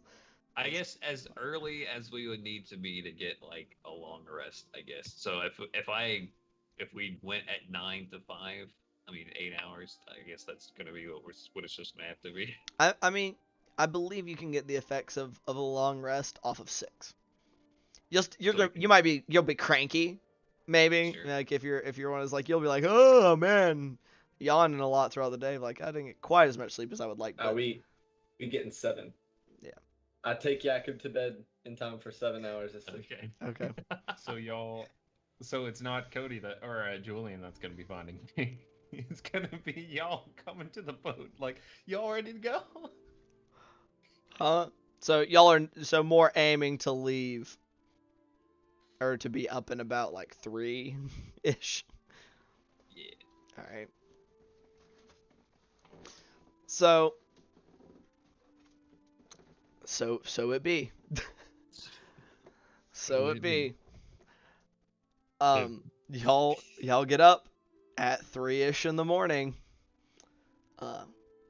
Ella is herself awake and about, looking much the same as she did yesterday, back with her leather vambracing gauntlet on her left arm and all kitted out with her shield and sword and knives and bow and arrows and stuff in her compact pack that you guys now know contains alchemical explosives. And other fun things. You never know. She has all kinds of like belt pouches and stuff. The woman's a mystery. And you'll find Jakob naked from the waist down. But yeah, you'll find Jakob naked from the waist down and not quite conscious. Oh, to wake him up. He is unconscious and prone, so we'll say it lands. No attack roll needed. Jakob, you get flicked in the nuts by glue. Oh, for fuck's sake. Who the fuck did that? Ella is just looking at I'm gonna Jakob roll judgmentally. I'm gonna softly kick Gloob just as softly as I can without, like, hurting the junk With your more. bare foot. It's like, yes. It only lasts as long as you're touching him. Well, Plus, it's a Well, that's DC good 'cause I rolled 13. a 10. You are poisoned for you feel ill for a minute after, for a few seconds after you kick him before you kind of shove And him. then I'm gonna vomit off to the side. All right, you still vomit on the deck of the ship. Yep. No, it's literally gonna be like leg up. That didn't turn out the way you thought it was going to. Fuck you, Glue. Well, I guess I'll just kind of say over to Ella. Well, he's still pretty good when he's drunk, and I apologize for the unprofessionalism and no additional charge for the show. Where the fuck are my pants? Oh. Hopefully he is in better state by the time we arrive. Yeah, Julian's just gonna press to digitate some fucking water to clean the vomit The off, vom- splash a little on. Jakob, you just kinda- double team prestidigitation Jakob back into being A human not being. undead. Jakob, you Prestidigitate you with some quickly fucking grow aware of your daughter floating down near your face. Oh, are you okay, Papa? I'm alright, sweetie. Just look over there. Oh. She looks very, she looks he like he ghostly sometimes concerned. calls me sweetie. Don't worry about it. It's not weird. Like, oh, okay. So weird. Maybe you should chew on some ginger or something. That helped my stomach. Smart girl. Ella's just. Hopefully, he sobers up between now and then. Gloob is Yeah. gonna call out quietly into the ether as soon as he hears Jakob say, "Sweetie." He's gonna go. Sit. Nothing. If she chooses to respond to him, I'll. Nothing. Julian's gonna go about doing boat people things and getting us ready for cast off. We gotta go back in town to that one spot. I thought we were gonna go with a smaller boat, so as to not raise so many suspicions. Y'all, Julian, you would know, y'all cannot very efficiently sail a ship this large by yourselves. I forgot how. It big requires the, like around 10 people to like 10? do pretty Alright. well. And currently 4 of the people on this ship, except for you, don't really know what they're doing. Isn't there a rowboat on this thing? Like, what was the plan for getting there? Y'all were told that they're like a smaller boat, like you could row, or you could get one of those little boats that have like the short single mast, like something along those lines would easily get there within a handful of hours. From here, or are we walking to a point on land and then casting off from there? Y'all didn't ask. Whatever's quicker, you're the boat guy. You tell us. Are we gonna have access to a keelboat? Y'all didn't ask. We got a boat on the ship. We can take it. You have a I rowboat mean, on the ship. I don't think anyone's gonna be, gonna be need to rescue in a rowboat at dock. We can just bring it right back. Let's say actually, Major did mark on your guys' map, we'll say, where this is, and Julian, like I keep forgetting that you were from here, or the area. You've spent a lot of time here. You would know that of the Mariners Guild and stuff, and so they have their like town hall here, and then they do have like a smaller area where they have some of their smaller vessels, and like that's a resupply point that is kind of on the tip. Like if you guys look at the map of Saltmarsh, that is kind of on that tip of the cove that's out there. Like there's a lighthouse there and everything. Like this kind of helps people not crash into the continent. Not crashing is cool. Indeed. You know that there are mariner folk there. Well, hell, I mean, there's not a lot of fishermen going out right now. If we really needed to, we could probably just kick someone away, make a few quick gold, just there and back. But we'll be in danger. Didn't the Merchants Guild say they were going to give us a ride at one point? The Mariners Guild, whatever. Is that you asking me, or is that you asking your party? That's me asking a party. Okay, I couldn't tell what voice it was. Yep, that's why that's why I was double checking. Just wanted to clarify. What I've was slept the since question? then, so. Did the Um, Mariners Guild? Yeah, didn't the Mariners Guild say that? I mean, they were talking about giving her passage over to. This is me talking out of care. They're talking about giving her passage over to the island. I didn't know if they were extending that offer to us as well. I assume. I believe it they was were. inferred as whoever was Right.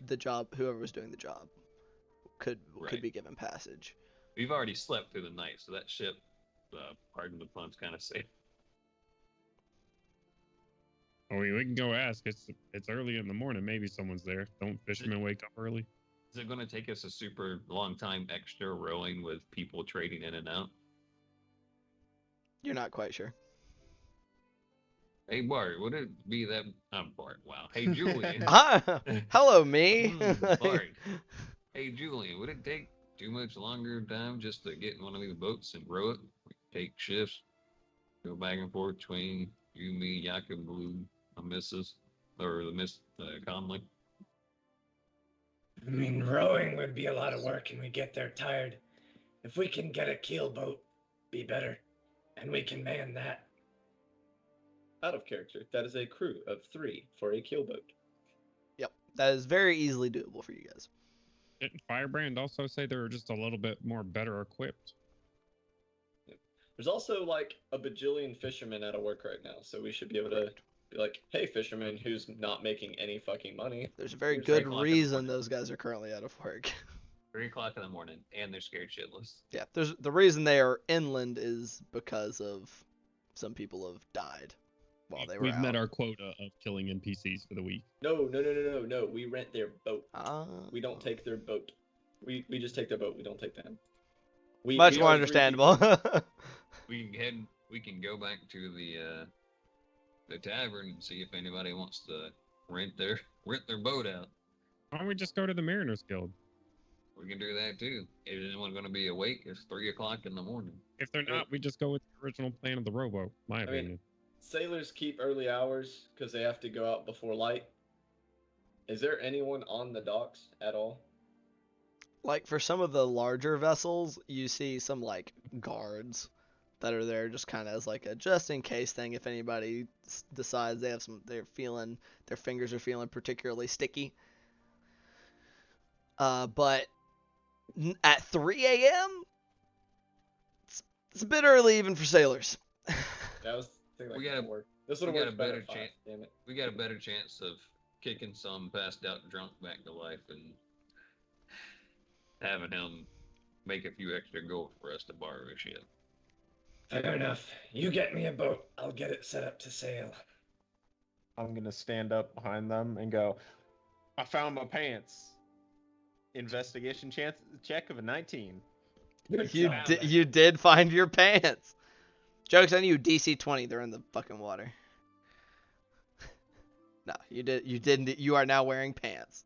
The real ghost of Saltmarsh was Jakob's white legs. He is in that armor all the time. Probably doesn't get much sun.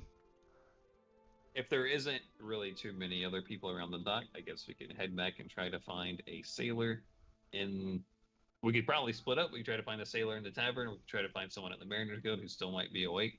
I don't know anything about Mariners Guilds or why they would have people awake at 3 o'clock in the morning, but that's the thing they do. Y'all can They decide. got the night shift, man. Hey, Very Julie, good. they usually got people awake at the Mariners Guild at 3 o'clock in the morning. Julie? They usually got people awake at the Mariners Guild at 3 o'clock in the morning. Looking at the DM, Julian will communicate the answer as soon as his player knows the answer. I mean, you didn't do much with the Mariners Guild, but they're kind of like merchant sailors. So they're like partially like mercenary ships, and like they can do some like sea jobs like that. That's part of why they're more capable and why they are being used as pseudo navy for Saltmarsh. My brother works with them though. Right. But So you know they generally keep somebody around. They may not be at like full operational capacity, but sometimes like important news arrives at night or something, so somebody's around most of the time. Let's go there. There'll See be it. somebody. Right. Well, let's go there. We can just get them to sign some kind of piece of paper that says, "Yeah, sure, we can take this boat," Gotcha. and then we can get on out of here. All right. So y'all head over to the Mariners Guild easily enough. Y'all just, and there is somebody just at like the receptionist desk. It appears to be just somebody there, who's just leaning on a hand. There's a cup of coffee in front of him. Good morning. Oh, that smells pretty good. Not good enough. What can I do for you? Hey, sometimes never is. We were looking to do that job on the island. We need to leave Lickety Split though, and we needed a small boat to take on over there. He just kind of like counts 1, 2, 3, 4, like, and just like yeah. Major Ursa did leave a note. That it appear y'all may decide to do the job. If that is the case, yes, we can assign you one of the keel boats. Wait 1 moment. Hey, shuffles through some papers. He's oh shit. This did actually arrive late yesterday evening, and was information that was to be relayed to you if you happen to return to head that way. One of our ships came back in yesterday evening with news of the isle itself. We're not sure what happened, but it would appear perhaps the cultists and some of the pirates that they do business with had some kind of conflict. So your job may be a bit easier than previously thought. Well, that's pretty good news, I guess. They took care of whatever pirates were left over, but they're not quite sure of the state of the island itself. Let's get there before those pirates become more undead, right? Probably a good idea. Bro, we did see smoke rising, so they made it all the way past the sand dunes, or the skull dunes. That's wonderful. All right. Should make your jobs easier. Thanks for the information, though. Of course. Don't know how much good it actually does you when we weren't sure what their strength was inland in the first place, but should be easier. All right. Yes. Y'all know it. Was there any more information on the pirates? We don't. There wasn't much. The ship that spotted them on their way through. There were no survivors, unfortunately. What'd the boat look like? What'd the sails look like? I'm not sure. They left nothing of note anyway. Nothing noteworthy. Otherwise, they would have included it in their report. Well, if they're in the area, I mean, we may say it makes it easier on us. But if they're in the area, then if you've had some run-in with these pirates, at least they won't be bothering you anymore. Right. Yeah. They are quite dead, from what I understand. I guess if they're softened up, then I guess we can clear off the table. I don't know. Let's And definitely not an empty island, as they were definitely retreating, but very well. Okay. But yes, let me. Shit, nobody else is around. I'll show you to the keelboat, and let our guard know you're not stealing it. Come on. He stands up and takes a key, takes a key with him so he can like lock the. Do what? Yeah. Yeah. Very. I said an important distinction. Absolutely, but he takes a big key from out from underneath his like little desk, and it goes out, locks up before taking y'all to a section of the docks that not far from where the guild hall is actually located, because it's located near the docks. It's like ways down, like, hey, Richard, this gentleman will be, and lady, this crew will be taking out one of the keel boats, going over to that isle to clear out those cultists. this is your vessel. Good luck. I hope you a swift and successful return. Points You y'all are out to like a the keelboat. vessel. It looks like a serviceable ship. The Mariners Guild doesn't like keep crappy ships around. So it's not like Nice. crazy nice or anything, but it is functional. Stormfeather was a keelboat, so we given this the critical eye. This is probably nicer than your boat. They We'll have try more to they have bring more it money back- to throw around. Nicer than a small town fisherman. Who'd have thought? You're probably like, ooh. We'll jelly. try to bring it back to you in one piece. That is definitely preferred. Keyword try. If you do not, you can take that up Yeah. with the major or the That was leader of the guild whispered, so- himself. Bart. Oh. Anyway, I'm gonna go drink more coffee. Good luck. Turns around and leaves. Have a good day. Oh, that would have been a good idea. Damn it. So, shall we depart? Let's get it going. Julian does boat person things. You do boat person things. And funnily enough, for needing a crew of 3, there are 2 of you that got a bit of boat experience in the recent past. So this seems not altogether alien to Gloob and Jakob. These y'all were doing some boat things for like a Fan-fucking-tastic. week. So you're like, Hey, oh, I know what that rope does, that kind of thing. hey, Bart. Yeah. Well, we're getting this together. You got any coffee? That sounded like a good idea. Can I generate grounds of coffee with my spice pouch? It's not a spice. So I mean, no. that's debatable. I mean, you spice. Spice. You do use it on a good barbecue sometimes. Would it be counted in a day's ration? And curry. No, not. I don't know. Let's see. That's a hard one. I can make a mad dash back to the line and grab some out of their kitchen. You're gonna steal? No, I mean I'll leave money behind. He's gonna requisition. I do just want to point out this isn't like a tiny boat, it's not a rowboat. Right. Where are you putting a fire to make coffee? In my hand.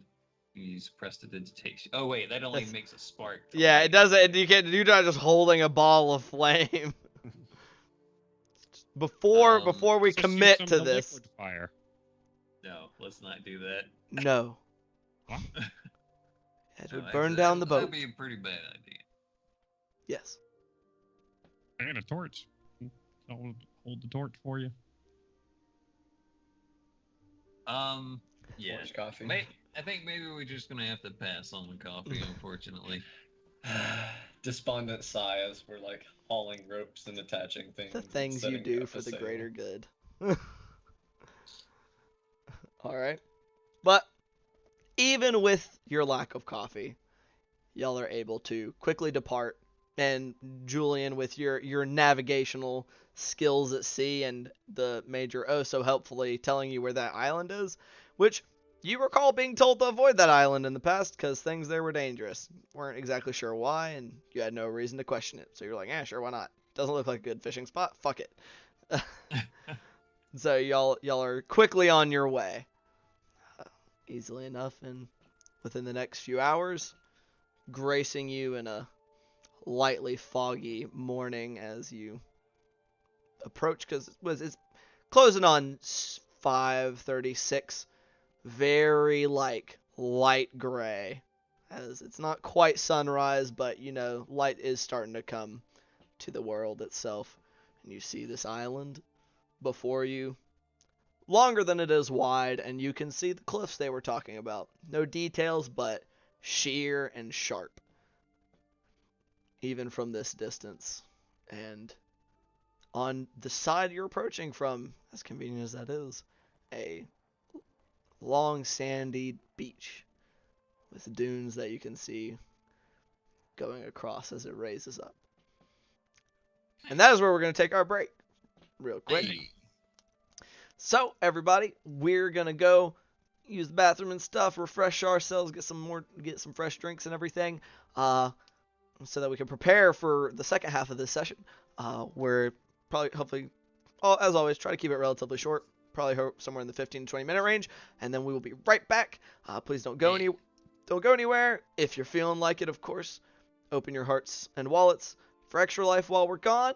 It's a good cause. And also check out our Kickstarter from good old Brittany and her enamel pins and stickers. Those are super fucking cool, and I think they would be sick as hell for that to really get some traction, and those, I think, they'll be really neat, and she may even get to make even more of them later if this one succeeds. So, and I think I've seen some of her other design ideas, and those are really cool too. So, y'all do that. We'll be back here in just a little bit. Bye! And we're back. Everybody, hello. Oh my god, Jones, your camera got really tiny.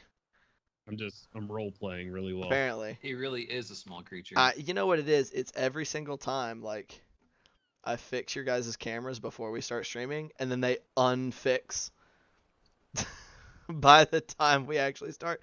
I don't know what it is, but I'll take care of it while we get back into things.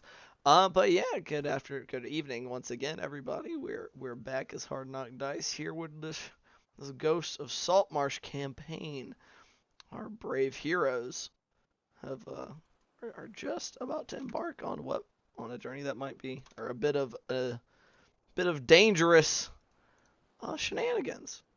But before we get into that, one more quick shout out to our friends over at Extra Life. We are still doing our charity giveaway for that, with our goal of $3,500 on the whole. We're at $1,300. We got a few more fun prizes to give away, so be sure to open your hearts and wallets to that, as it's a good cause, and you might get some fun out of it. And aside from that, our friend here on Hard Knock Dice, Miss Brittany, also known as Kaushik in the Eberron game, is doing a Kickstarter for some fun enamel pins that are D&D themed. So you should definitely check those out and consider, contributing to that Kickstarter. They should be tons of fun, and they're really cool looking. So definitely check those out as well. But when we left our friends off, our crew, our party, they had been arriving here at the Skull Dunes, at the Isle, where they were going to confront some undead, or so they believe, pretty fairly. And they have pulled up on their tiny little boat that doesn't look quite exactly like this boat that we have on screen, but good placeholder. All right, gentlemen. So y'all have pulled up. You see the ruin of some docks. They don't look quite so rotted like they are here depicted. It looks more like kind of like they were maybe smashed or burned partially, maybe in retreat or as part of the pirates' offensive. But they are currently in ruins, so y'all had to pull your boat up nice and close to disembark. And you do see they're not quite so skeletal looking as they are on here, but those are some of the only bodies I had available. But the corpses, at this point, dried out maybe from sun exposure and picked at by carrion birds and stuff, of what you believe maybe to be some of those pirates. Speaking of those pirates, do we see any remnants of their ship or any other like pirate ships around? Roll a perception check for me. There we go. That's I believe that's a 10. 10? Yep. Nothing that you can see as of yet. Julian would like to make an investigation on the bodies to see what killed them. Sure, go ahead and roll an investigation check for me.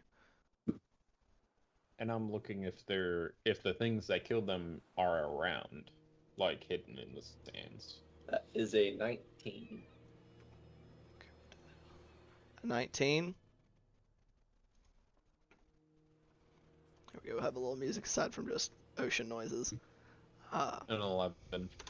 An 11, and your 11 was for what? I'm sorry, Christopher or Jakob. I'm looking for the things that killed them if they're like around hidden. At 11, just with a little like looking around from what you can see, you don't see anything like you do. I mean, you see some individual bones that seem to be laying around, but nothing whole or aggressive from where you are currently, like on the edge of the beach, still near the water.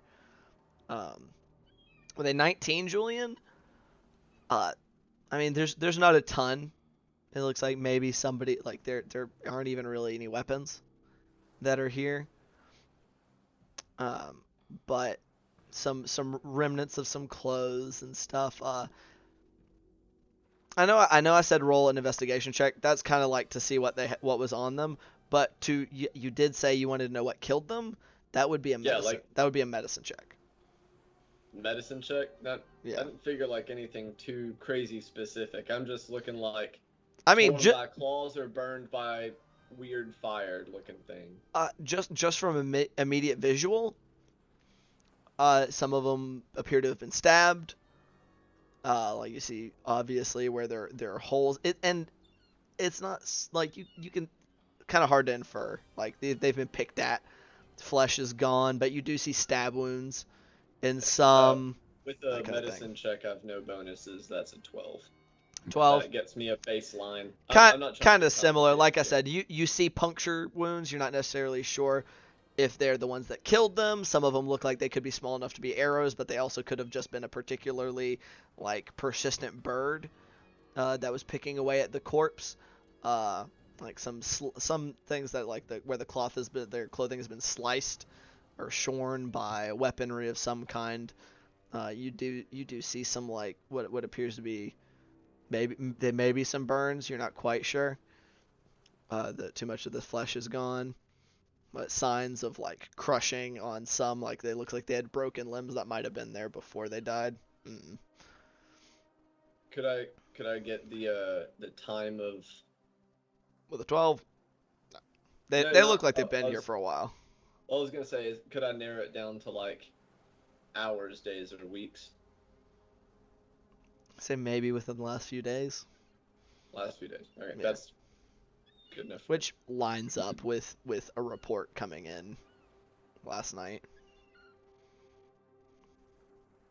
All right. Y'all are all doing. Ella is walking around, kind of hand on hilt as she's scanning the dunes.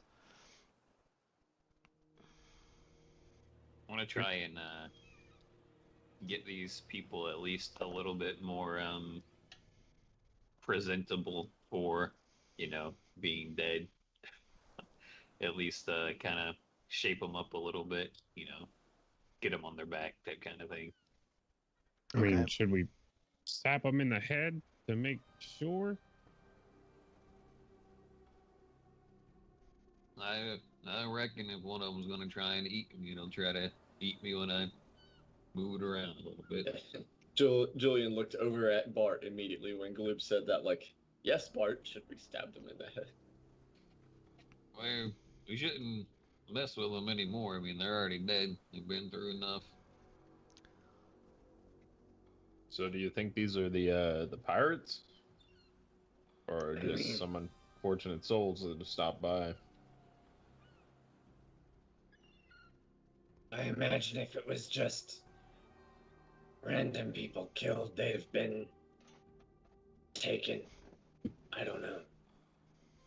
Sounds right when I say it. Do any of these pirates look familiar to us? Roll a perception check. That's a dirty 20, 16 plus 4. Nice. You give them all a good look over, especially as like Bart is going and like turning them over, making them like rather than just kind of being laid out wherever they died. And you give them a look over, and I mean, nothing, no distinguishing features or anything catch your eye. They definitely have been picked at by things. The ones that were face down, maybe not quite so much. So you're able to look at some of them, but nothing jumps out at you.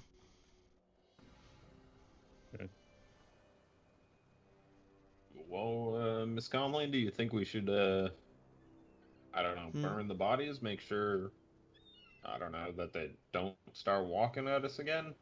Or We need to try to Stay get as dead. far inland as we can without people knowing we're here. The big fire is going to alert everybody. And Unfortunately, Bart, that is true. I'm gonna walk up to Bart and like grab his arm as he's trying to move somebody. It's like we don't have time right now. Maybe on the way back, but we need to use daylight wisely, or whatever cover we got. All right, fair enough. Let's get going if we're gonna go. do you want to go? Go ahead. Do you want to go first, Gloob, or do you want me to? I can go first. I'll try to stay about 30 feet in front of the group, and scout out what I can, just being sneaky the Okay. entire time. You're trying to Sweet. sneak? As Give we them the step off, goggles and the earpiece. Oh yeah. Do I need the goggles? Will I need dark vision for this? Is it that dark? I'd say it's more of it's dim light currently. At this point, like it's getting to about like closing on 6 in the morning, so there's enough sunlight that it's not quite pitch black out, but it's dim, so you wouldn't particularly benefit, because it's one of those where it's like it's dim light, so you'll be suffering from like disadvantage on perception checks to like observe your general surroundings anyway. And the goggles won't negate that. If I recall correctly, the way night vision works, or dark vision works, is that it makes darkness dim light. Doesn't make dim. No, I believe it makes dim light bright. So yes, it would. That's my apologies. Okay. I was forgetting that caveat. Okay, in that case, then yeah, I'll throw on the goggles. I'll stick my AirPod in my ear hole. I'll say kind of like as you go to put it up by your head, because you have the goggles on that are going over your head, it kind of magically like latches on to those while still being what's the word I'm looking for, pressed up against your hearing receptacle. Gotcha. Armed with the goggles and the earpiece, I'll actually go a little bit further. I'll go 60 feet ahead of the group. Okay. We'll scout And you out, said you're look stealthing? around. Yeah, I'm stealthing. Okay, roll a stealth check for me. Just before we step off, I'm gonna manifest my bow. Sure. Your bow is manifested. Now, typically I have advantage on these based on Right. sound. I don't know how we want to do that here. Roll 2 and tell me both of them. Okay. So like first roll, then your second roll. Let's go. First 30 of the game, baby. That's a 19 plus 11. So There we go. 30. Nice. So we have 30 for your first one. Oh my god. Then the second one, it's a natural 2. So 13. Okay. So okay. I mean that's fine, because it says it's rolling with advantage. You take the better for your sound. The first one was purely gonna be visual, so it's better no matter what. If you rolled the 2, then the 30, different story. Awesome. Okay. All right. Wonderful. So I'll stay. You're going 60 feet ahead, you said? Yeah, I'll go 60 feet ahead, and I don't know if you want me to move my character around to where. Yeah, about... if y'all want to kind of get your marching order going and start y'all kind of move yourselves as we kind of until something happens. Okay. In that case, I'll try to get a high ground actually, and if it's not too difficult. Okay. Now, it's not. If you're trying to stay 60 feet ahead. I am. These So, guys are moving up. I need y'all to fast. chill. I don't actually have the. You don't So- have what? Let me see what the actual measurement is. Yeah, so y'all want to stay somewhere in the realm of 60 feet behind him. That's kind of up to y'all. So Okay. yeah, so you're right there. Okay. And Oh. and are the rest of you stealthing before anybody moves any farther?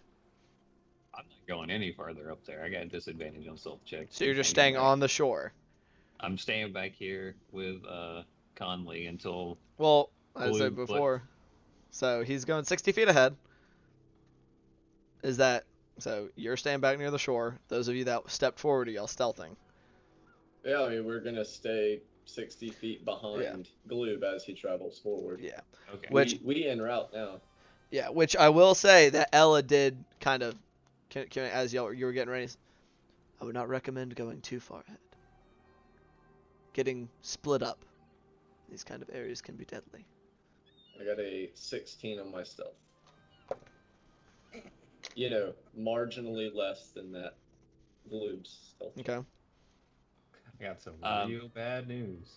If we're all just progressing with him 60 foot ahead and we're legitimately pushing on and you're not just scouting out, then I will go in and stealth, and 10 is my stealth check. 10 for you, and what for you, Jakob?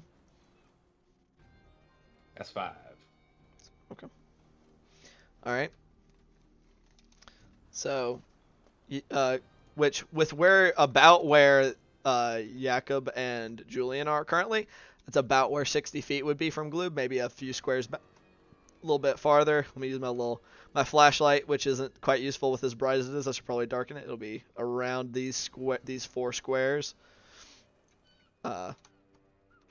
Actually, I can totally fix the lighting thing. We want kind of the other direction. Is there any way to get this? You're trying to attack a halfling warrior away from the top of my head. There we go. Okay. This is more of what the lighting is like, fellas. I hope Oh. that's not too dark for you. No, that's something Ian has to deny on his end. I don't see anything popping up on my end.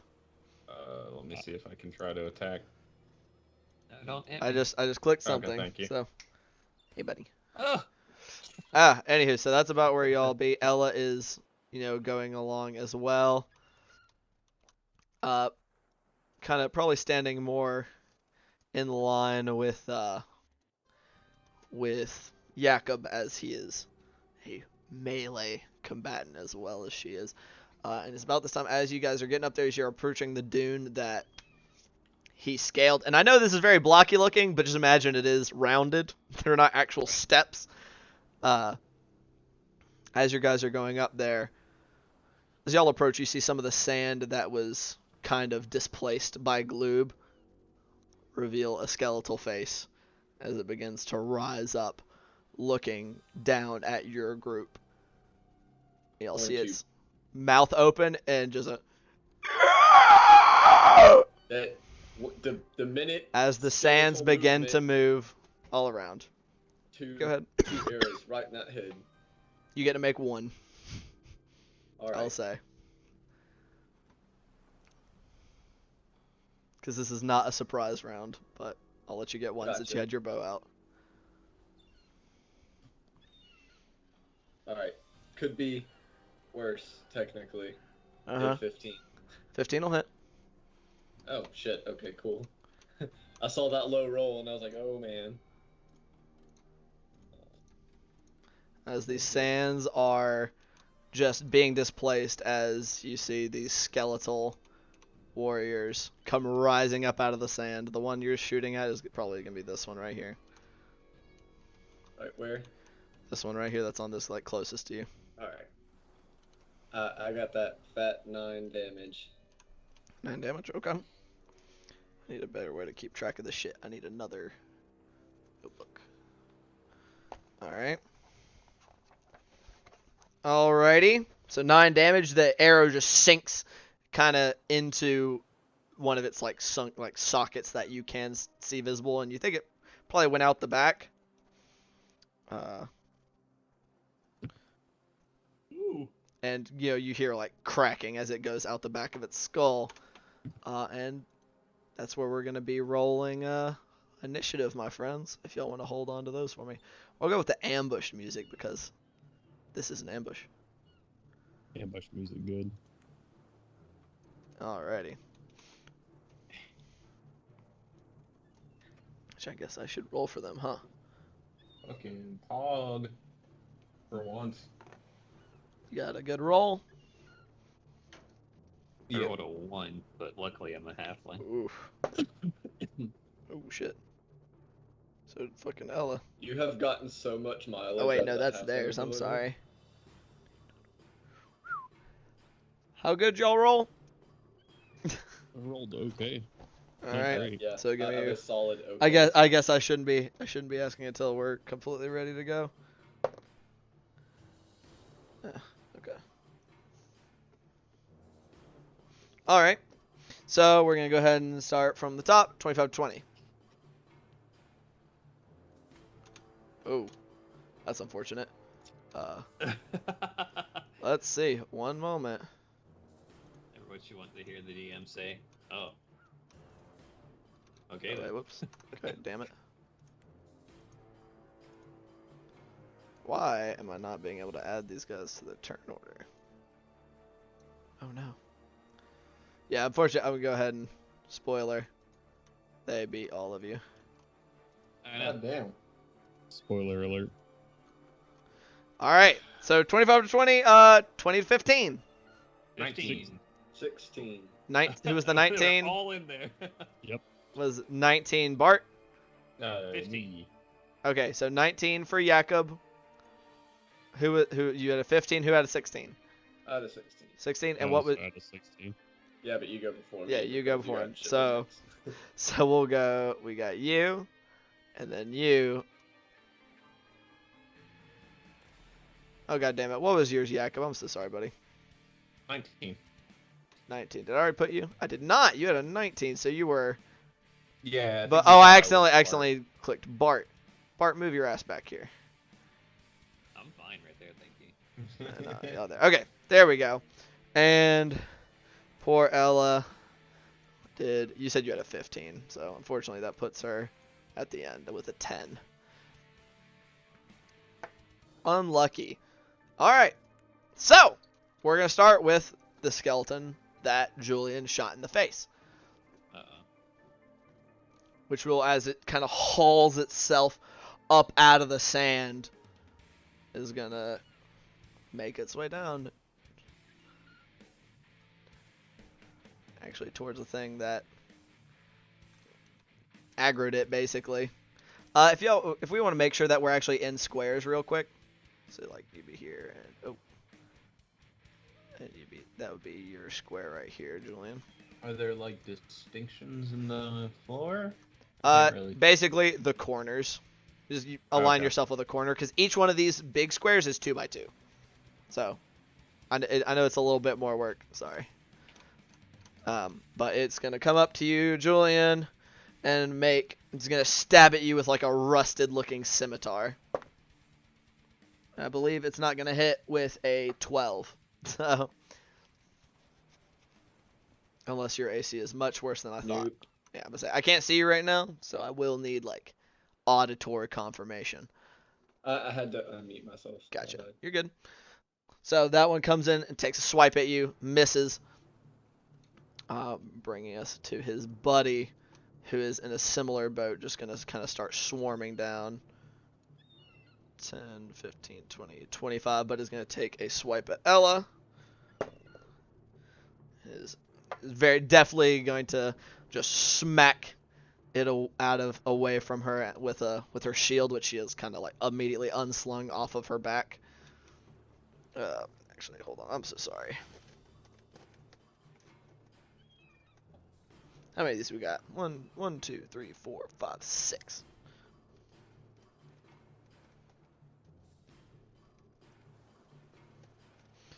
All right. All right, that's him, and then we're gonna have number 3.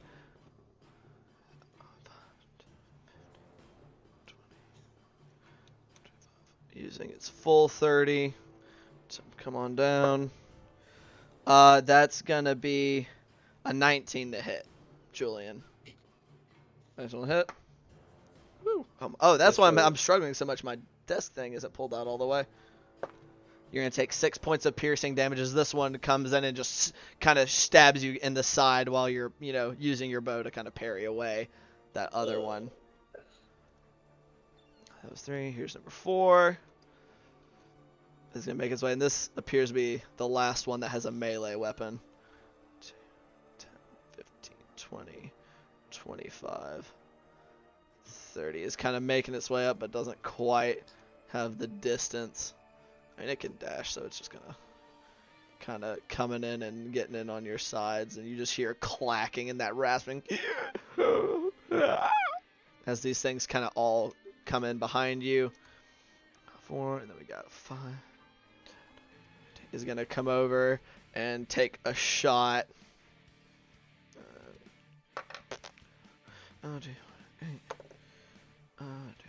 A shot at Jakob. Do I get any cover from his friends? It's up. It's got the high Oh, yeah, ground. you're right, he's up. But I mean that's still a 15, which I believe just glances off of your armor, just kind of skittering off and into the distance. Yerp. I keep forgetting it. Since I don't have to hit next in order to move tokens, I keep forgetting to do it. And this one is going to do the same, coming up around here, taking a shot at Julian. Do I get an AOP on that one as he stepped away from me? If you would like. They didn't seem to be alerted to your presence, so that's why they all just kind of went downhill. Actually, I don't know if Blue would have had out a weapon. Gotcha. I'll forego it. Okay. I'll forego it. That, however, is another 19 to hit, Julian. So we got, I believe, that's going to be 5 points of piercing damage as its little short bow twangs and comes down and just sneaks its way past you. Since you have your bow out, you know, you're not quite as defensively oriented without your shield. And that's going to bring us to Jakob. So you just saw these skeletons just rising up, screeching and chattering, and they just swarmed down the dune. Well, there we go. I'm going to move to right here. Mm-hmm. Are either of these fellers next to me the one that Julian hit with the bow? All right. Well, then we're going to start with the one that is on Julian's side and below me. Okay. So the one that currently has an arrow sticking through its socket and partially protruding through the back of its skull is this one that I currently have a light on. Also, if this is too dark for anybody, especially on stream, please let me know. I don't know how it looks. I think it looks okay, but anywho. All right, and make that attack roll for me. I'm gonna Great Weapon Master him. Okay. We'll probably zoom in and probably fix any lighting issues we had. Yeah, gonna try. That's gonna be a 19. 19 will hit. You said this was Great Weapon Master? Yep. Nice. Don't you? I'm gonna menacing attack the one below me. Okay. That's gonna be 23 points of damage on that one. Okay. And then a wisdom save, it doesn't get to make a save. As you just come kind of skipping around and just bring your sword up and crashing down on it, you just slam its skull like through its torso, through like all the way down through its pelvis, just like straight into the sand, and it just crumbles into pieces. Of the magic that was giving it some form of life just dissipates from the amount of damage you just dealt to it in one smack. Good shit. Okay. And then with my other attack, I'm going to attack the one that is within range. 2 attacks. That's right. Yeah, Y'all are level 2 5. attacks. 2 Great attacks. Weapon Master. Great Weapon Master, roll that attack roll. I am going to precision strike that one. Okay. That was not a great roll. Okay, that makes it better. 17. 17, that'll hit. Oof.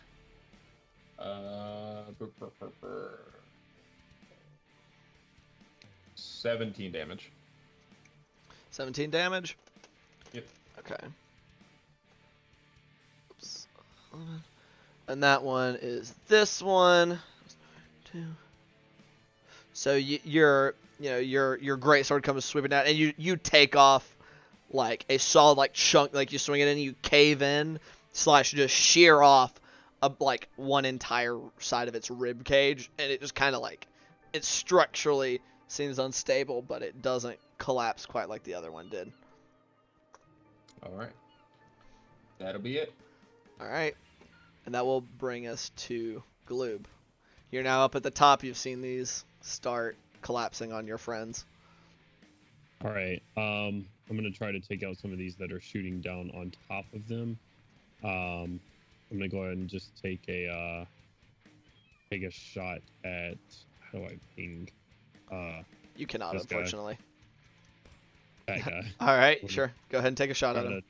Take a shot at him with my crossbow.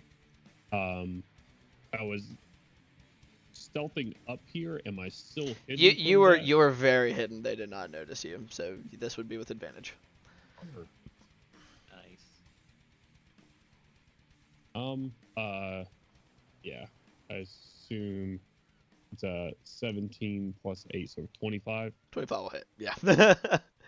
Roll that damage. Do I get sneak attack? Yeah, absolutely. You have advantage. If you have advantage on the roll, you get sneak attack. Wasn't sure because I can't remember if undead are immune to sneak attack. Nope. Awesome. I like that. What's that damage? Oh! Jonesy I just says rolled- 5e changes for the win. Well, I rolled a 5 on the d8, but I rolled 2 6s on. I get to add another one, so 5, 12, 17, then a 1, 18 plus 5, so 23 points of damage to Mr. Scaly Man. Another on the 23. dune right here. All right, similar as with Jakob, except not crushing it into the ground. Your crossbow bolt takes it through the back of its skull and just removes it as it goes hurtling down and pinning it into some of the sand, and it's the rest of it just kind of collapses and falls apart into the sand in front. And that's my action. I will attempt to stay hidden if I can round the dune here. You don't know would how have to- to re-stealth, so you did break it. So, Right. I'm gonna try to do that by rounding the dune over here to the other side. Sure. And trying to get break line of sight on the other side of the dune if I can do that. I'd say so. Like, you're small, like crouching down. I'd say you could make your. So go ahead and roll your stealth check. All right. Not with advantage, right? This one is not with advantage. No. All right. That's 11 plus 11 for 22. 22. Gotcha. Alrighty. Is that gonna be it for your turn? Yep, that's it. Alright. That will bring us to Julian. Julian, you just these skeletons came running down you. One got a stab in on you, and one shot you. Did Jakob kill that other skeleton that's next to me? That was next to you. Yes, he came up. The one that kind of had just come sprinting down the dune, but hadn't taken a stab at you. He just came around and crushed it into the ground. Did he hit this other one right here, though? He hit the one directly in front of you, not the one that's diagonal to you. Okay. So both of the ones in front of me are damaged. One from him and one from me, right? Correct. Okay. Just kind of dropping my little eldritch bow thing. I'm going to draw both of my scimitars and take a swing at these guys, starting with the one that I shot. Okay, make an attack roll.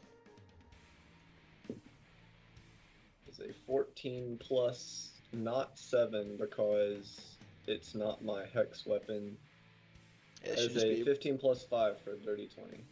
That'll hit. 19. I said 14. Yeah. Yeah, that'll hit.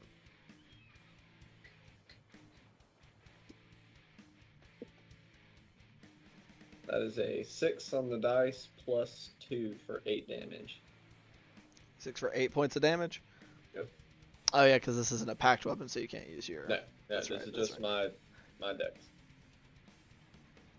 All right, that one you carve away at it like you're taking off. Like it's one of its arms kind of drops off. You just kind of cut through whatever like ligaments or tendons were there, and it just kind of falls off to the ground. It was like its shield arm, because they have like scraps of a shield on one of them, and it's still just kind of chattering and clicking. All right. Well, I'm going to hit it with my offhand scimitar as well. Okay. There's a little bit of better luck, even though I'm getting my shit kicked in. That will be a nat 20, but I don't get my ability bonus to offhand weapons, right? Nope, not without the fighting style. Okay. So. That's disappointing. 8. 8. Disappointing for a crit. 8 more points of damage. All right. With that swing, however, taking the head from its shoulders right at the neck, it does collapse. All right. And yeah, that's all I got. All right. That brings us to Bart. All right. This one over here that's still in front has been damaged. The one next to Yak has been damaged, right? Correct. That one has been damaged. I'm gonna sweep on through right here. Sure.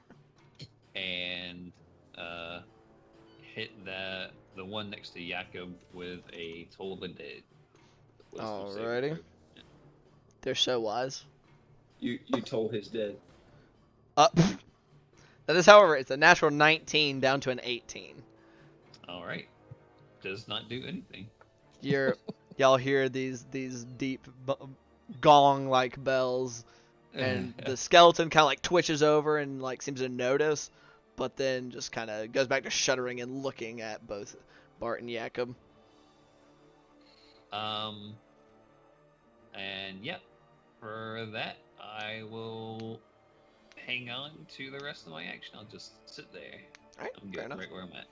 Alright, and that is gonna bring us to Ella, who, like I said, had immediately been ready for action, had yanked her shield off of kind of where it hung on the back of her belt to parry off this skeleton's attack, and is now hand on hilt, draws it, and as she does, appears to slide across her arm, and you'll see a white flickering light engulf her blade as it does so.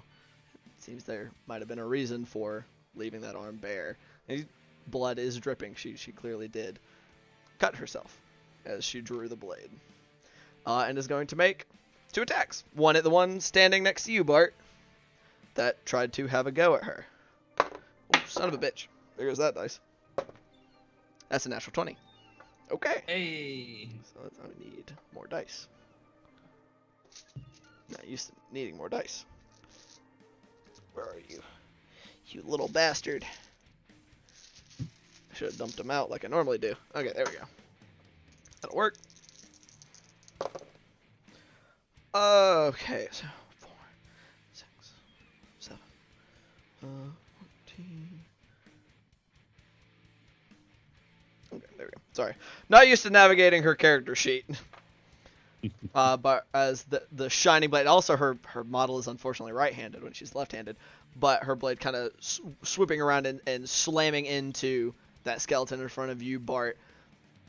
The impact definitely impacting the skeleton. You see some bones crack, but then the white kind of billowing light that engulfs her blade seems to burn and just make the bones brittle as it shatters before you. The bone or the whole skeleton? The whole skeleton. Like, oh, okay. It like, or where she struck anyway, like it making a clean Right. path through the skeleton itself, just kind of like crack. Before Alright. taking Hook 'em up, two steps forward and turning and making her second strike immediately at this other skeleton with a Shit. much worse roll. Unfortunately, just kind of seeming to one foot sinking into the sand and clanging off a bit of its armor with the second strike. God damn it, Ella.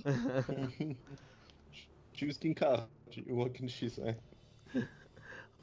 And that will end her turn, bringing us to the top of the round, at which point you are high up, Gloob, and you notice some shifting in the sands. Oh, no. Why can't I click on anything? Yeah. Oh, it's because I'm in the turn-based mode. Am I gonna have to redo this every single time? Oh no. Alright, we're not doing that. I am not gonna reveal them. We're just gonna drop them in new. What the heck? We're doing it live. Yeah, and you'll see skeletons rising up out of the sand here, Don't we say Here. we defeated those? here. We'll see here. Oh, here, they or here. just started out invisible. You fuckers. Oh, I see one way out there. Yep. Oh, maybe they're out of our line of sight. Yep. Yeah, Oh, y'all see won't be that able one to see up them. He should be able to see them up there as you see skeletons rising up out of the sand. I see 2 more currently. That's fine. Dang. It's fine. That's fine. Word. Word. Let me introduce things in the turn order. Oh no, I see a lot more on stream though. Oh no. Hey. Calm down there, buckaroo. As you see, boom. I know it doesn't say you can see it. I'm going to say you can see as 4 more skeletons kind of rise up out of the sand farther into the sands. You know. Oh, God. Those got added in the wrong place. I'm so sorry. Oh, no, they are. They're in the right place. Oh, they're just since they're at the end of the turn order. Oh, good gosh. But we're at the top with these 2 guys still. And that one in front is going to just take another stab at Julian, as that was his original prey, for a 15 to hit. Does not hit. Does not hit. That'll Okay, be you gotta give me audio. I was muted. I gotta swap Gotcha. to Skype to unmute. Yeah. Hurry it up. Okay, so you're able to kind of, now that you have your swords out, you're now able to parry another blow at you. Which brings us to his buddy, who's up here, who's going to just draw and take another shot at, I think he's taking another shot at Jakob like he did last time. That's a natural 20. Wow. NPCs rolling good tonight. All right. That is how we're going to be really shitty for a crit, for 6 points of piercing damage, as it finds this arrow just by pure luck almost seems to find a chink in your armor. Did you say piercing damage? Yeah. Yep. That's going. Yeah, this is Okay. regular ass piercing damage. I'll be sure to specify for you. No, my internet was dying. Okay, you're good. So I didn't hear you. So yeah, that reduces down to 3, so you only take 3 points of piercing damage. Oh, all right. All right, which actually brings us to your turn. Oh shoot. Look 'em up, Big surprise. Dude in front of me is going to be getting hit with Great Weapon Master. Sure, make the attack roll. Shocker. All right, that's going to be a 21. 21 to hit. Which, Just hits. if you, I don't know if you want to roll just because you want to roll. Yes, 22 Okay. points of damage. Okay, yeah. That thing's Dungeon Rings. Just once again smashing its skeleton into pieces, like bits, like chips flying off into the distance. Good. All right, and then I am going to be moving up to Skelly Boy right behind him. Which you can make. And then, even bigger surprise, I'm hitting him with the sword. Gonna hit him with the sword again. Yep. Less impressive, 13. Just hits. Oh, Oh, nice. wow. Dog shit on the damage roll, though. That's going to be a 17. So, are you remembering to add 10 Yes. plus 4? Oh, so you only rolled 3? Yeah. That's unfortunate. I mean, you smacked the shit out of him. So, for 17 points of damage, you smack it and just, like, bits of it are falling off. Like, you definitely, like, leave it, like, caved in part of its skull as it just kind of chatters its teeth and, like, jerks over, like, looking at you behind it. That will bring us to, I'm not sorry, to Bart, but to Gloob. Frog Bart. Frog Bart. Fart. In an effort to stay hidden, I don't know if I am, from these 4 over here, Okay. I will sort of, I know it's weird because we're like, I assume this thing like crests at the top, right? Like around Yeah. the crest, right? Right. I'll try to get on this side of it and like whisper down to Yakum, just go, "We have more incoming." Which I'll say y'all can easily hear more just coming from over a little further inland. I'm a bit muffled by the dune itself. And then I'll army man crawl back up to the top, take aim with the crossbow, and hopefully be hidden from this guy right here. Which one? Okay, sure. Take a shot. I will say this is with advantage.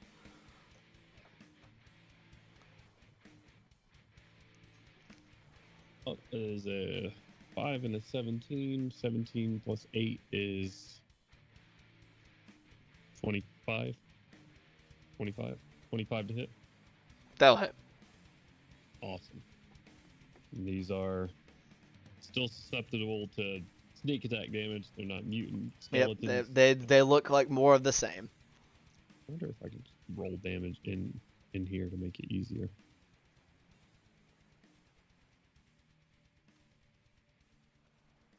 This number plus 5. Oof. For 15 points of 16. damage? Or 16, that's right, plus 5, not plus 4.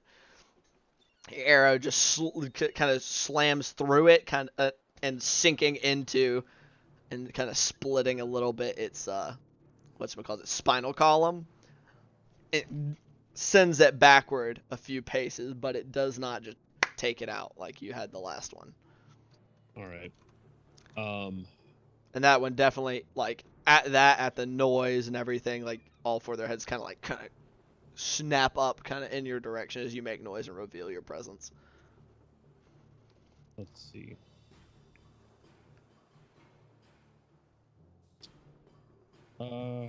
Shit. Gloom will just rack his shotgun or his crossbow and say, "Well, here they come," and that is gonna end my turn right there. All right, which brings us to Julian. What you doing, buddy? Alright, so for my free object interaction, I'm gonna sheathe my swords since nothing is in my face. Okay.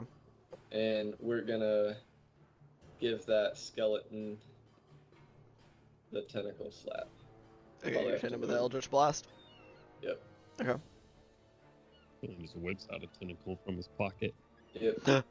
Dear God, it grapples you. That's another nat 20. Hot shit. Okay. Just the knight of 20s, hell yeah. Roll your Right. damage. That is a 1 and a 2 on the damage die.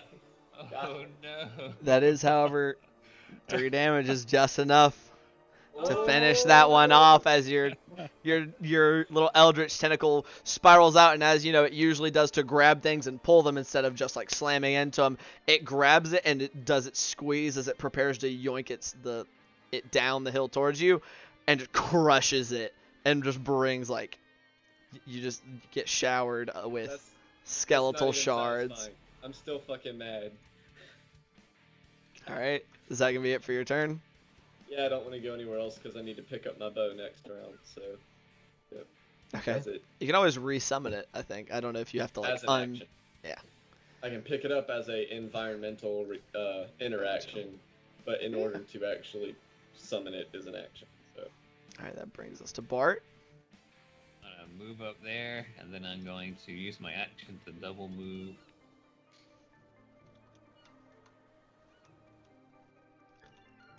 Yeah, that's my turn. All right. You have moved up, and unfortunately, Miss Conley will have kind of a similar action. She has heard. Some are so heavy. Yeah, you're like running through the sand, like fuck, shit, fuck, shit. This is terrible. Probably should have made the dunes themselves difficult terrain, but that would have been just mean. I would have just made it to like.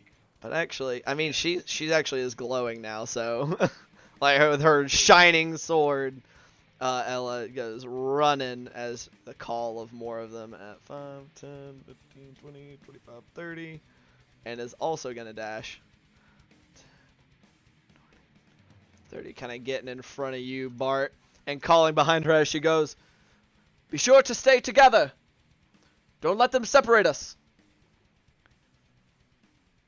And that's going to be her turn, bringing us to our Skelly boys. Loud, they coming. Which this first one, let's hold on. Let me do a quick like determination of which are melee and which are ranged because I didn't do it previously. Surely they're all gonna go for the glowing person. Well, these first two are actually the ones that are ranged. So this one and this one appear to have bows. This one, however, does not. It's 5, 15, 20, 25, 30, and is gonna dash 10, 15, 20, 20, 25, 30, and appears to be moving in your direction. Gloob. This one is 5, 10, 15, 20, 25, 30, 10, 15, 20, 25, 30. Kind of moving in the direction of Ella. And who all is visible from their perspective? We got 1, 2, 3. So let's see who is getting shot at by our ranged compadres. So first one is shooting at Gloob. That is a 22 to hit. Uncanny dodge. Okay. Hey. So 22 hell to yeah. hit. It rolled really shitty. So for 3 points of damage. Reduced to 1 or 2. I'm trying to recall. I believe we've been rounding up for everybody's stuff. So kind of, it's a little more edged in whoever's attacking's favor. We may change that, but we'll keep rolling with it for now. So you take 2 points of piercing damage, Okay. Galoob. And the second one is going to attack Miss Conley, and it's going to hit with a 19 plus 4, 23. For oh my god, for 3 more points of damage. All right. Just catching her, kind of as she couldn't quite get her shield up in time, in like the shoulder. So that's actually all of their turns, bringing us back to the top of the round, and more skeletons. As y'all see, Oh no. we got 1, 2, 3, 4 more coming up here. And these guys, initiative. Good gracious. You know what? Yeah, because you had the 19, right, Jakob? Yeah. So let's see here. Our Skype camera keeps getting in the way of me doing things. Dude, I hate that little bugger. Yeah.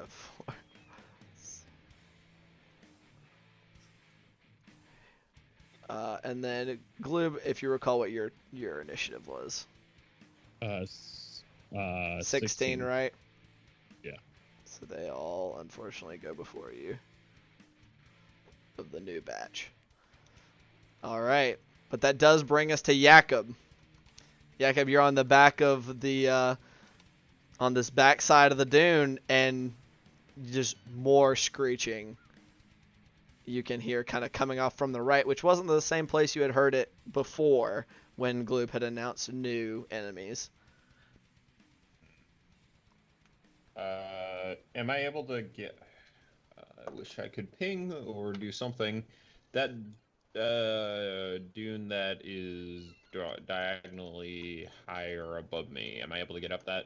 Talking about this here, the one you're on. You can't go Yeah. straight from this one to this one. It's because it's not just a perfect slope.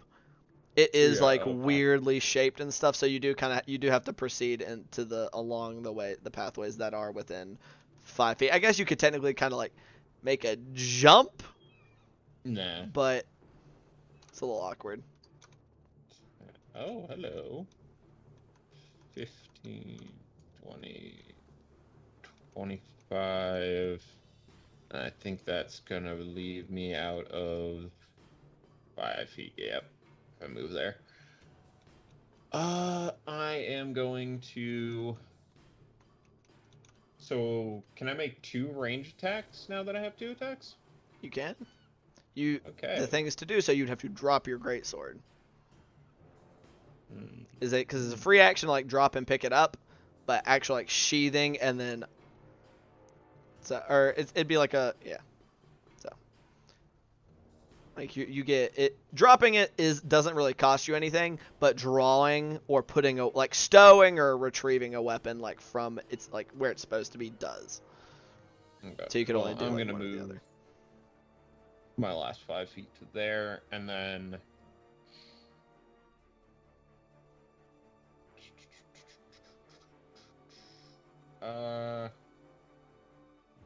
You can always start it ready and attack.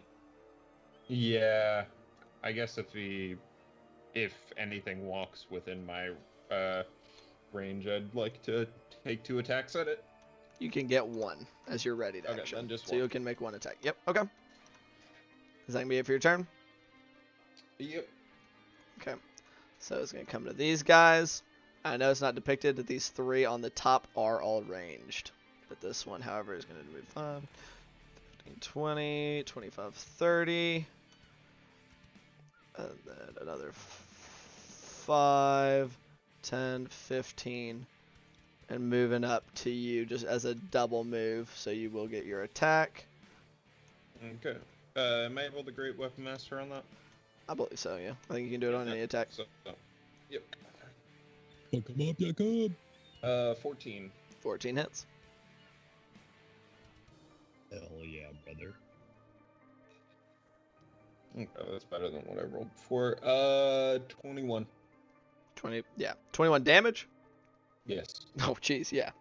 Just as it comes sprinting up to you with its little skeleton legs, you just cleave it in half, and its 2 halves just kind of fall into separate pieces on the sand.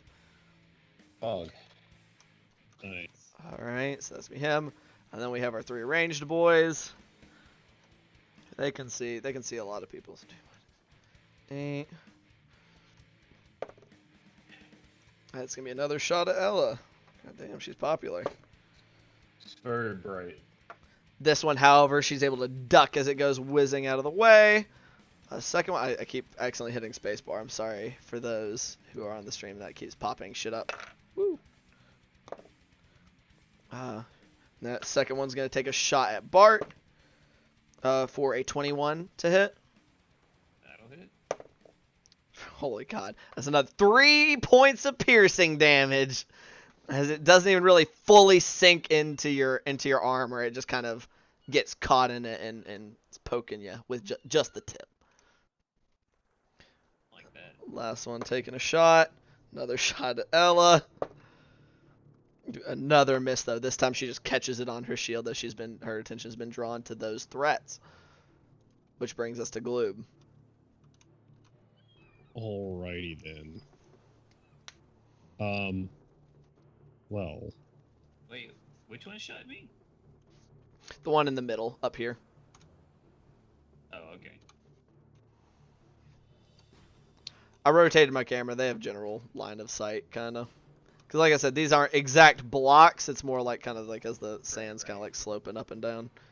It does make it a little awkward. Blue will take out the closest threat to his friend here and attempt to attack this one right here, right in front of him. Okay, this one will be without sneak attack, unless you're sacrificing your movement for that advantage. I think I am going to. I'm gonna prop up my elbows on top of this dune and just sit there for a moment, breathe, and then fire using my bonus action and movement for steady aim. Alrighty. Alright. Make that attack roll.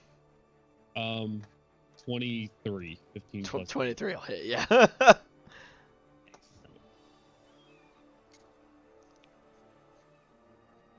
3, 1.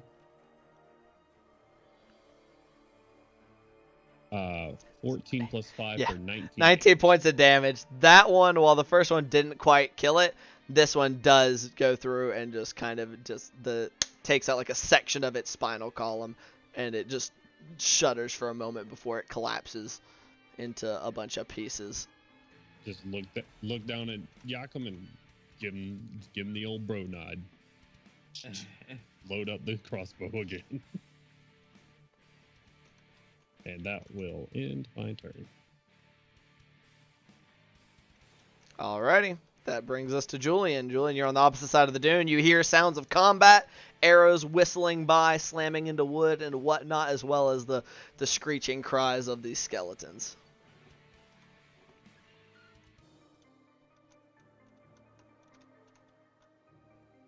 So, first things first, interaction to snatch up my bow. Alright, you have your bow in hand.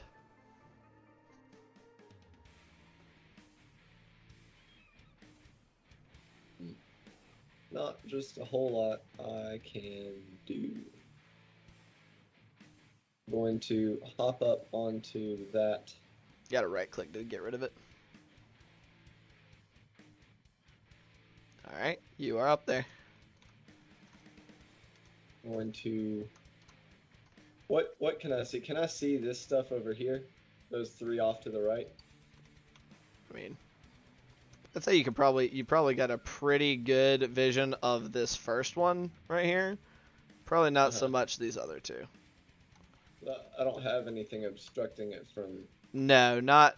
I mean, yeah, you're like you can see the majority of that second one from kind of where you're sitting. You definitely can't see this guy though. So these 2, definitely this one. Most of this one, none of that one. In that case, I will make my decision based on the knowledge of those 2.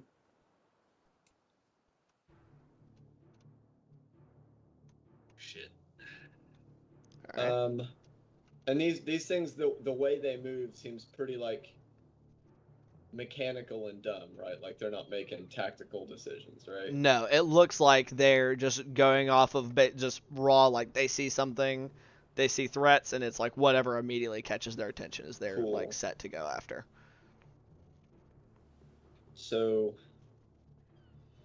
with a series of utterances in primordial and a cacophony of screams,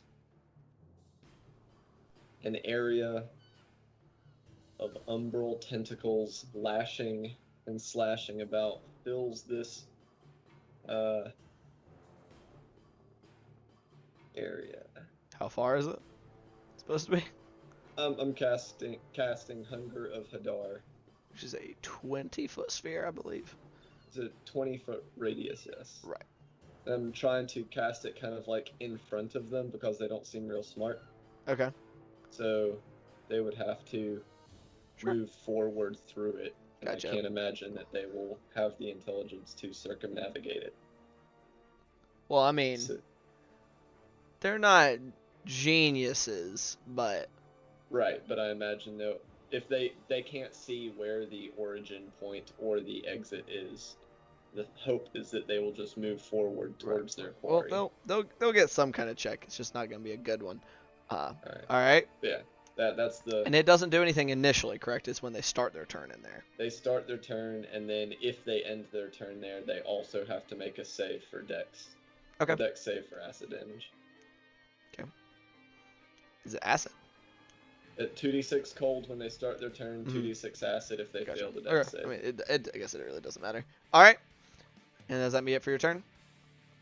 That's my movement. That's my interaction. That's my action. Yeah. All right. And if you wanted to, it's gonna be this. Square. If you want to do a quick little measure, I will drop some. I'll drop some little candles. Draw that 20 feet, dog. Let's get it. So we're gonna go here, here, here, here, here, here, here, and back here. And I guess one more here for good measure. There we go. You can drop it. That should more or less contain everything.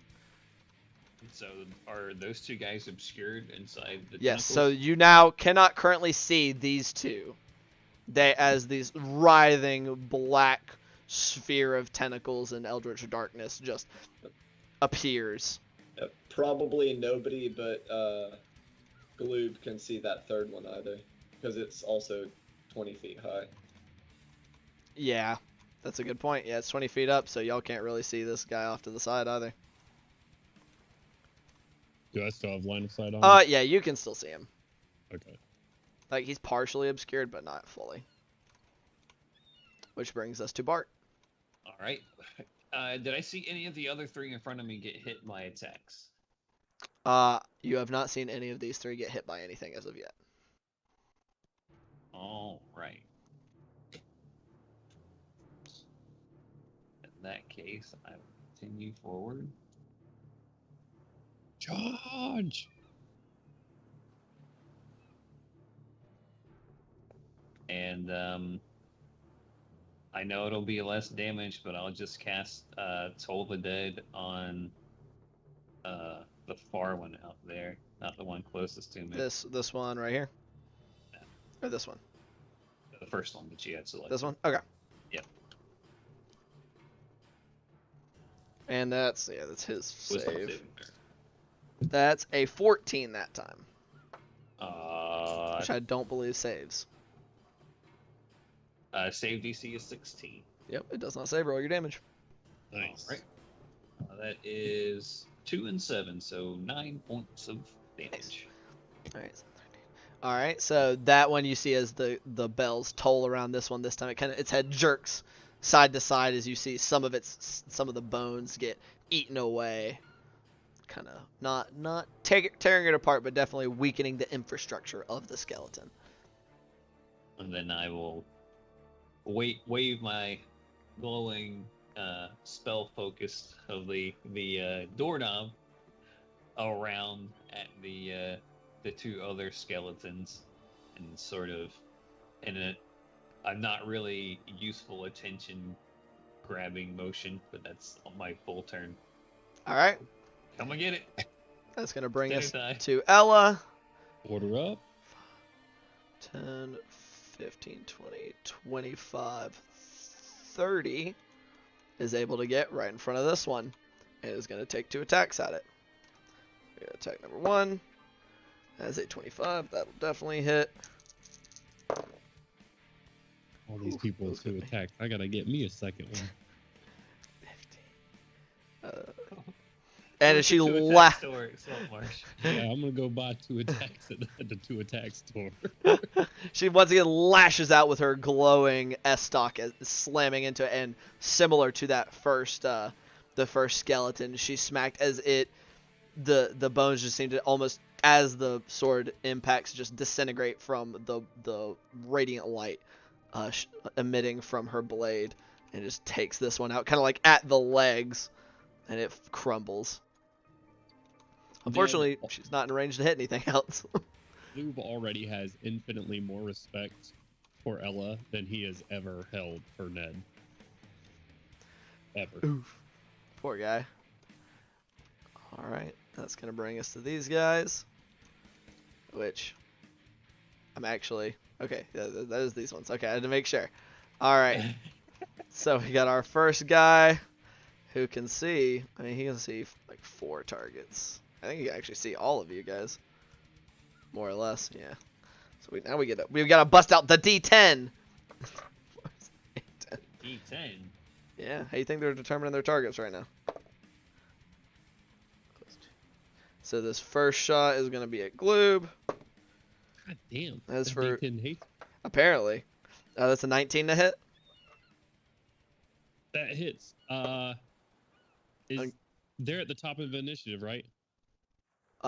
These two are just before the top. But one of these guys was the same one that you took Uncanny Dodge from last time, so it has been a new round. It's a new round? Yeah. Okay, Uncanny Dodge for this one. It's as for well. 4 points of damage, so halved to 2. Awesome. They're not Uncanny rolling Dodge. well on their damage at all. Let's go, boy. So second guy taking his shot. And his first shot is actually going to be at Bart. Hey. That's a 22 to hit. Wow. What the They're fuck actually is with hitting. the I skeleton? don't know. That's for 5 points of piercing damage. This one finding a little more purchase than that first one. In their life, they were Navy SEAls. Are you sure you're looking at their attack roll and not their AC?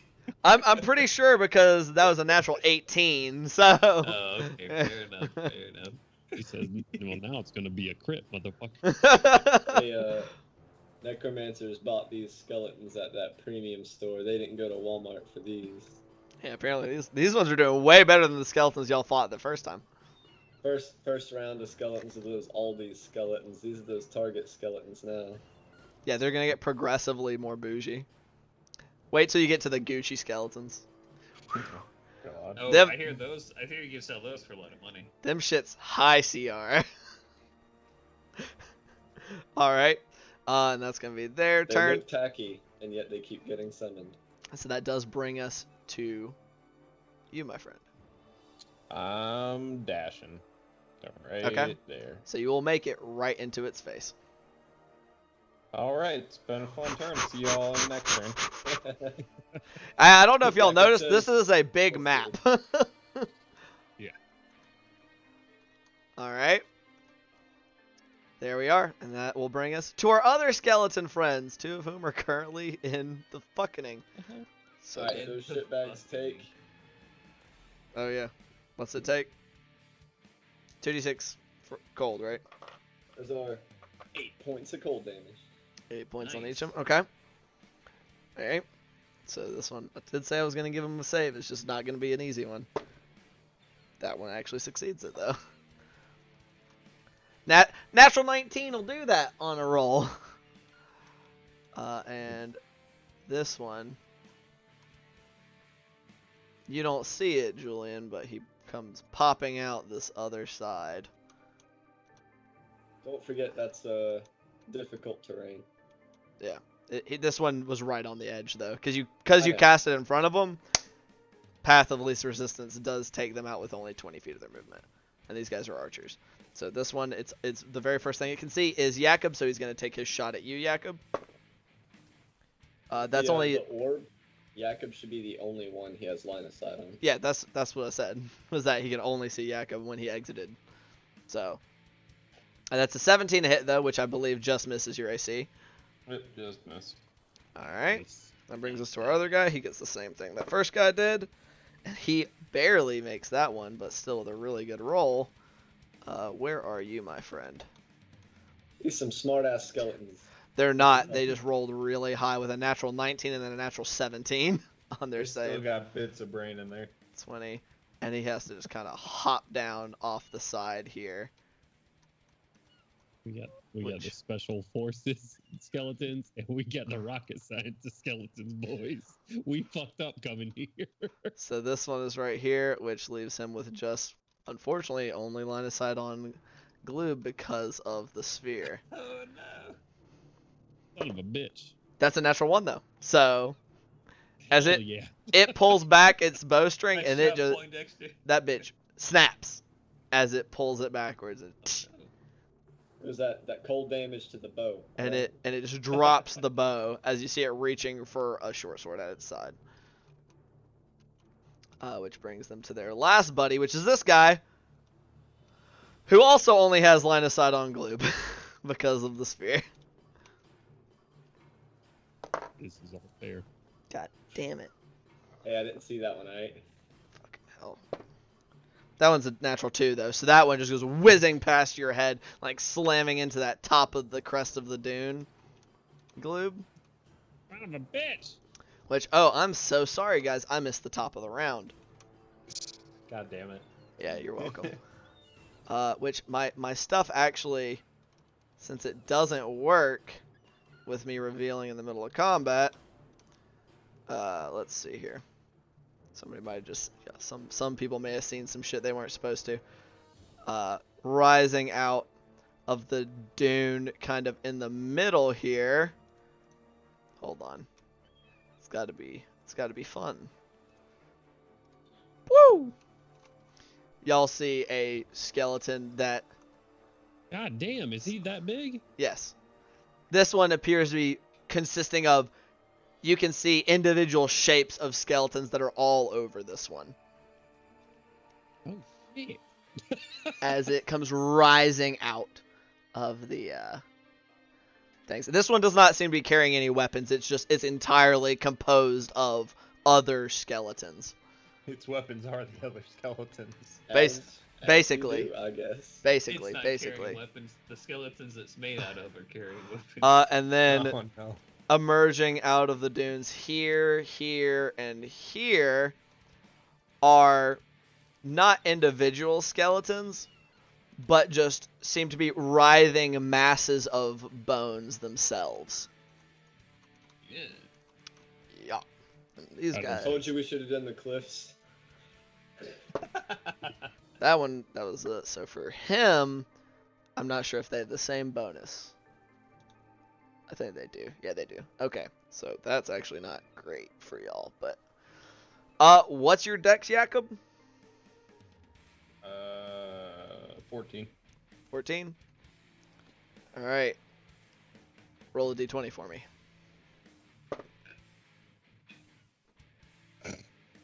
9. These new contenders go before you. All right. Wait, did I not properly click my boy? There we go. That's a huge bitch. Yep, this guy I goes only see new here. contender singular. Then Yeah, I don't see the other ones quite yet. I want to know the big lady's name. There's no big ladies here. How do you know? That's the lady skeleton. I mean, I guess that's true. You're not quite sure. All right, and that that brings us to Gloob's turn. So sorry, but I forgot. Top of the round. It's gotten confusing with adding in new shit. Nah, don't worry. Okay. What you doing, Buckaroo? So, Gloob will, say, holy shit, we got more problems coming. I don't know if we're gonna keep standing and fighting this, or are we gonna turn this into fucking start kiting these bitches or trying to run away from them. Y'all, like, we're playing zombies. Kite them. Kite the train. Form the train. Glue will just say, how do I convey this in less words? We gonna keep sitting here fighting them, or are we gonna try to move past them? Make up your mind. I can catch up. But I will not move quite yet, as I have two people that are shooting at me, and I do not like the that. ones you can see both of these guys. You cannot see this guy currently because there's a 20-foot sphere of tentacly black eldritch insanity from right there. Okay. These guys have already shot at me, so I don't think that if trying to hide will work. Yeah, you'd definitely have to relocate to do so. And yeah. So he just waits for an answer from his party, shifts his body just a little bit on top of the dune, exhales one more time. I won't be moving this turn, and I'm going to try to... You said the one on the bottom pulled out a short sword, right? Yeah, that's the one that its bowstring snapped as it tried to take a shot at you. I'm gonna shoot the one with the short bow that's still in his hands. Okay, so that's the one on Okay. top. And this is the one on the bottom is the one that emerged from the darkness. This one did not. Okay. All right. Yeah, I'll go ahead and shoot the one on top. Make that attack roll for me. That's 26. That hits. Yeah. It's double their AC.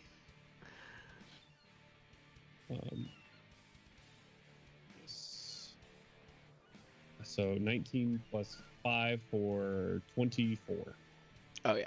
That crossbow bolt coming in and shattering like the entire like upper quarter of this thing's head as it just collapses into a pile of bones and just shards and stuff.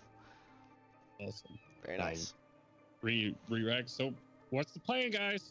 And just get ready to try to take out this other one that's about to charge me. That's going to end my turn. And that'll bring us to Julian. All right. And I have no idea that those other skeletons made it out because I don't have line of sight on them. Yep. So I'm not breaking concentration on that. Fuck. So you're you're maintaining concentration on the Hunger of Hadar? It would be super metagamey not to. Huh?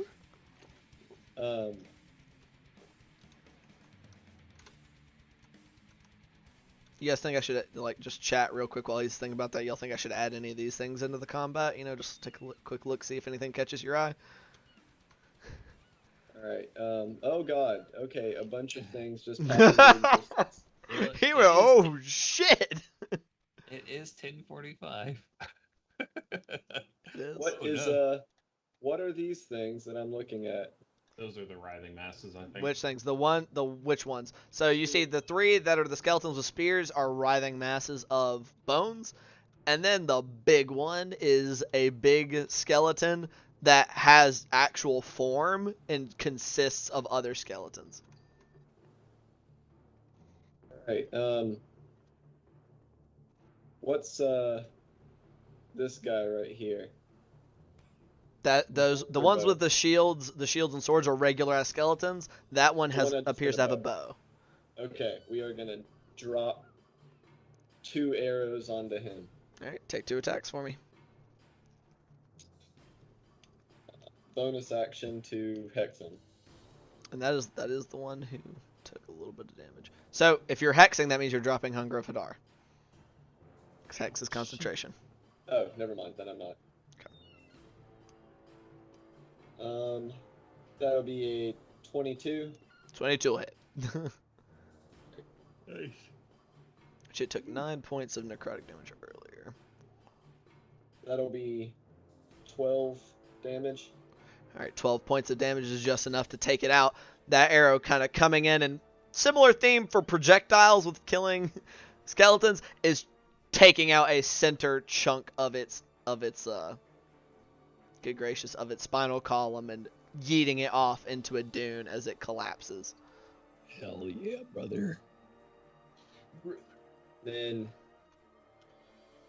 this one right here. Okay. Yep. So that one's not an individual. That is a mass of skeletons. Like It's a not in. medium-sized mass, right? Actually, let me see. I might need to update that. Oh, not quite. It is large. It is large. Bruh. Alright. Sorry. I checked for the other one. I forgot to check for these ones. In that case, The other one has Juggernaut in its name, so. Alright, I will, in that case, shoot Big Boy. Yeah. Those 3 aren't like tall big, but they're wide, like a writhing mound of skeleton pieces and 21. stuff. I'm pretty sure that hits. These things have shit for AC. Yeah, that hits.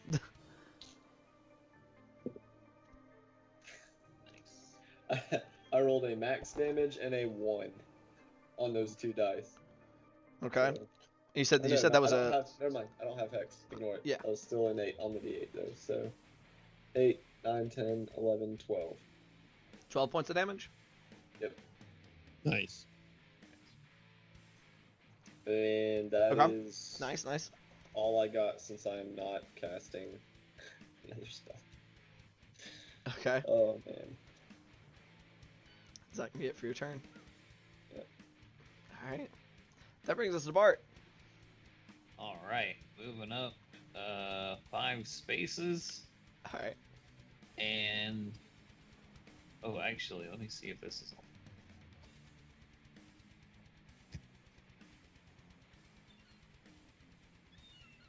Does that guy look like he's been hurt before?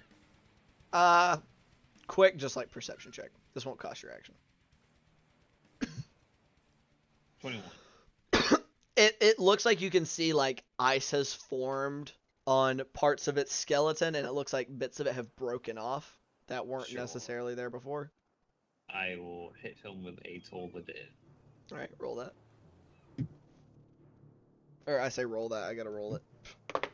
Yeah, I can pre-roll the damage, which is good, so don't Yeah, resist. it doesn't resist. It rolled a natural 4 with a -1.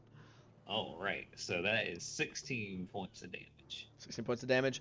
That one crumbles as the necrotic damage takes hold and just quickly burns Nice. away at the joints and stuff as it just collapses into a pile. All right, and that's my turn. All right. I also cannot see the ones still shooting at Gloob over there. Unfortunately. The one still shooting at Gloob at this point. Gloob handled the other one. Yeah, I'm fine, bro. Do you see what you're walking into right now? Alright. That's I'm- not a big. I'm okay. You're walking into the fucking 4 bone horsemen of the apocalypse. Yeah, it's kind of fair. Alrighty. Alright. That brings it to Ella's turn. And in response to you, Gloob, asking what the play is, she calls over her shoulder, We should push through as quickly as possible. They'll just keep coming. Yep. On your heels. And she just kind of 5, 10, 15, 20, 25, 30 is making her way forward and just stay away from the ones closer together. Just gonna give her as her action, as she only moves those 30 feet. Bring us to the last of these ones, which just kind of, as you've come up to it, just kind of uses one hand that isn't holding its bow to like draw like rusted scimitar and take one stab at you, Jakob. All right. Wow, that's a 20 dirty. Yikes. I believe just hits you. Fine. And that's for 5 points of piercing damage. So you only take Alright. 2. These things are really not that scary to him.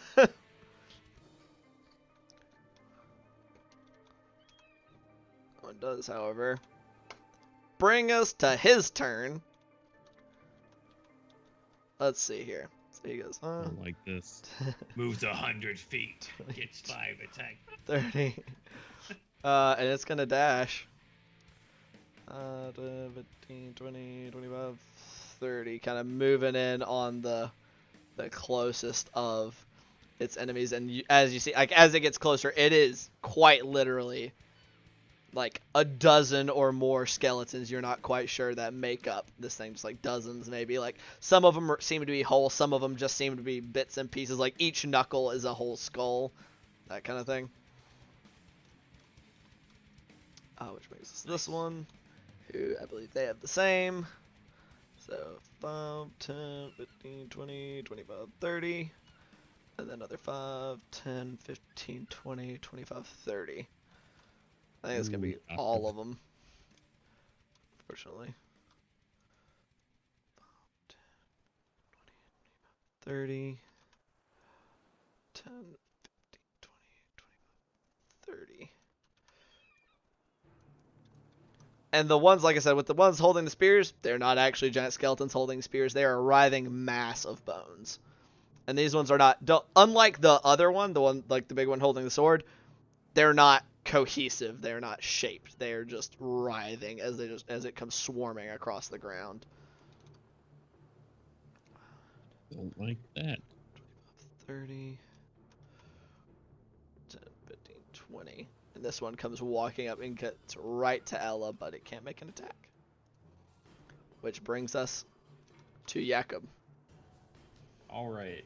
I have a rules question. Sure, go ahead. If I was to splash oil on one of them, would that be considered an attack? Yes.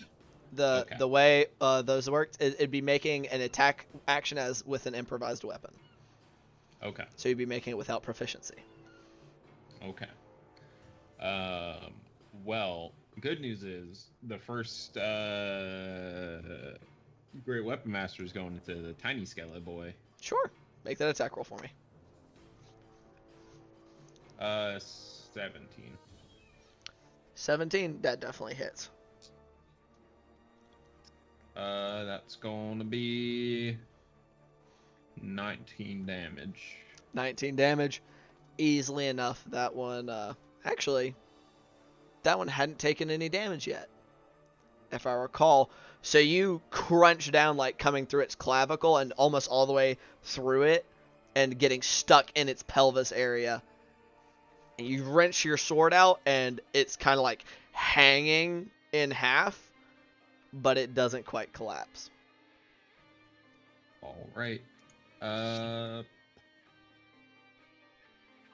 Then, so the improvised weapon, that would be a +4 to hit? Because my current's +7? Is that how that works? Yes.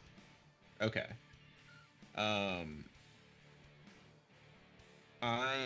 Well, let's see, how far is Big Boy from me? Okay, just in range. Big Boy, I'm gonna toss an oil flask at. Okay, make an attack roll.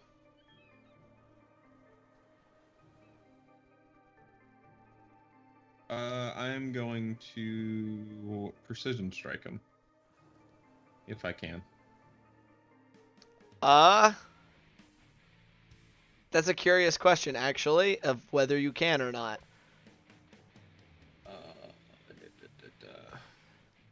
So I think When it you doesn't make a specify. weapon attack roll. Yeah, sure. We'll say, yeah, sure, why not? Hey, nice. That's going to be 21. 21. Yeah, it goes. You chuck it, and the flesh shatters on impact with it, and the oil spreading across this thing. Okay. And that'll be it. Okay. That'll bring it to your friend, who you just... Oh, wait, no, that actually brings it to this guy. Holy shit. He can still only see glue, but he doesn't have a bow anymore, so he's going to 5, 10, 20, 25, 30. I'm going to get you. 5, 10, 15, 20, 25, 30. It's now just below you on the dune there, Gloob. As that brings us to your turn. Oh no. Wonderful. Wonderful. Now, piss off. And I'm gonna use my action to disengage. And I'm going to run. All right. Where are Is you that- running to, my friend? As the only person that has addressed me is our NPC, I will run with her. Alright, I think I measured it out. I'm going to... Oh, wait, that actually... Shit, actually I used my action to disengage, so I can't use it to dash. So I am going to move 5, 10, 15, 20, 25, 5, 10, 15, 20. I think get right there, 25. Okay. In the corner of that. And, oh, by the way, I know I can't quite do it. This thing is currently in her... Actually, I can. It's in her space. I forgot that's how swarms worked, so... These things have, like... It's, like, embroiling her, and she's kind of, like... It's all around her. You got in there? That'll end my turn. Okay. And that'll bring it to Julian. Up on the hill still, buddy. You hear some, Alright. like, a little bit of chattering and... on the other side from where you saw just Gloob just go... It's not slap, slap, slap, slap, slap, because it's, because it's sand. Yeah, I see something worth my concentration more than those other skeletons.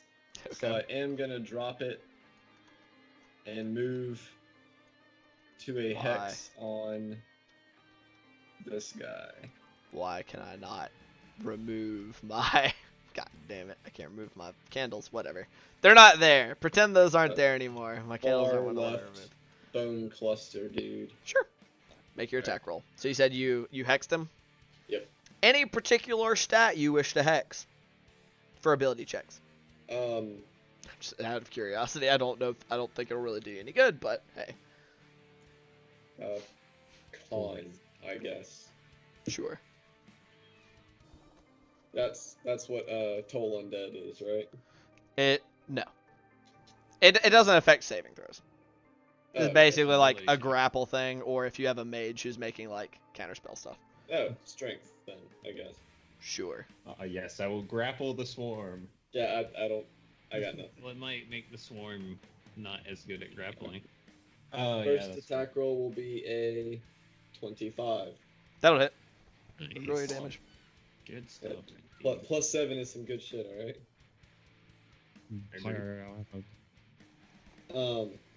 That is less than impressive. 5, 6, 7, 8, 9 points of damage on the first. Alright. 9 points of damage. I need you to split those up for me. Be 3, 4, 5, 6, 7 piercing 7 piercing. and 2 necrotic. Okay. You said 2 necrotic? Yep. Alright. That'll be 16, 17, 18, 19, That'll hit. 20, 23 points of damage. 23 for the second hit? Yep. Okay. Split those up for me. Oh, Jesus Christ. 9 points piercing, and 4 necrotic. Okay. And Alright. you will. Let me get my little measure tool out here. Okay.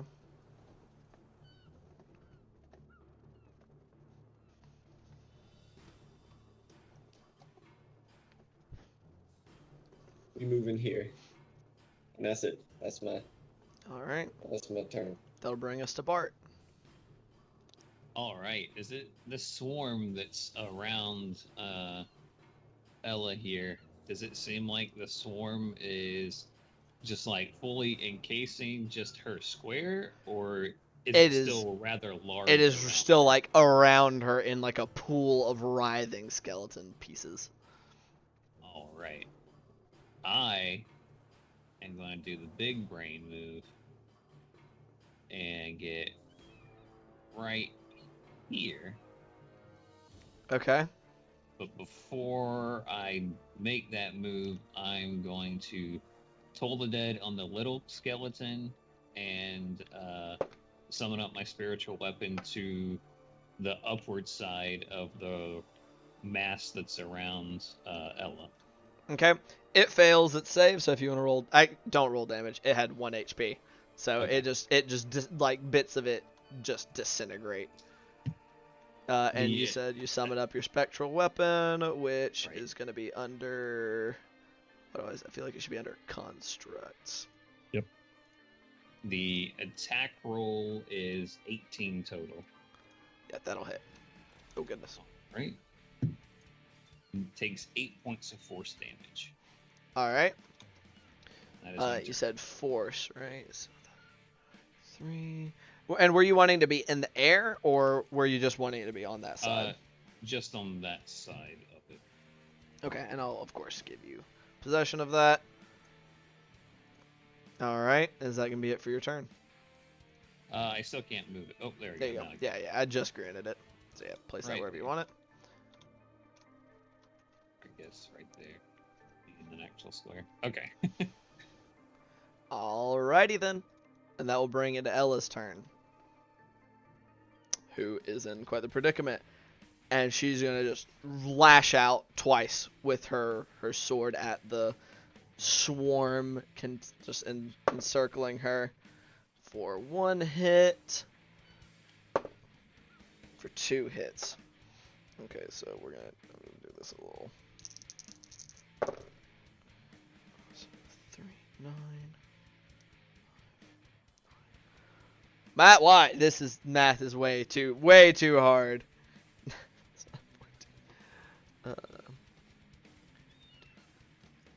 8 on the first one.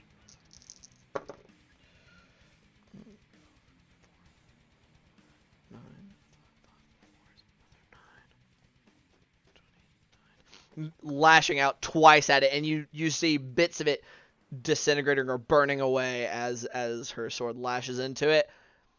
But then she just turns with her shield arm, which it is she has a kind of a grip on it, and just gestures at the large skeleton that's not the swarm, and just be still. And blood like coursing out of her arm from where she cut herself earlier. Good gracious. As it not really envelops, but you see it like wraps around and forming like what look to be like thin ropes of that blood as it seems to sink into the ground, almost attempting to tether it. Which that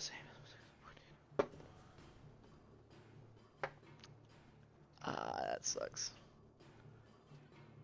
That was a good try, unfortunately, but yeah, with a +3 on that save, you see it as it like momentarily slows its forward momentum before seeming to snap those blood tethers as they just fall, like melt back into the sand. Alrighty, and as Ella ends her turn, which brings it to the top of the round, to this giant skeleton warrior. We're actually going to end our session in the middle of combat tonight. Hey. So, Oh Lord. yeah. As you do. Hey guys, let's loud run. chunky. Yeah, or not. I'm running right where I need to be. Oh jeez. Alrighty. I hope everybody's having fun. Thank you guys. Thank you guys for coming to play. And what's, as always, thank everybody for anybody and everybody who came by to take a look-see. I think next week's gonna be a bit exciting. We had a couple slower sessions, but that was just for the shit to hit the fan. Hell yeah, it's my favorite.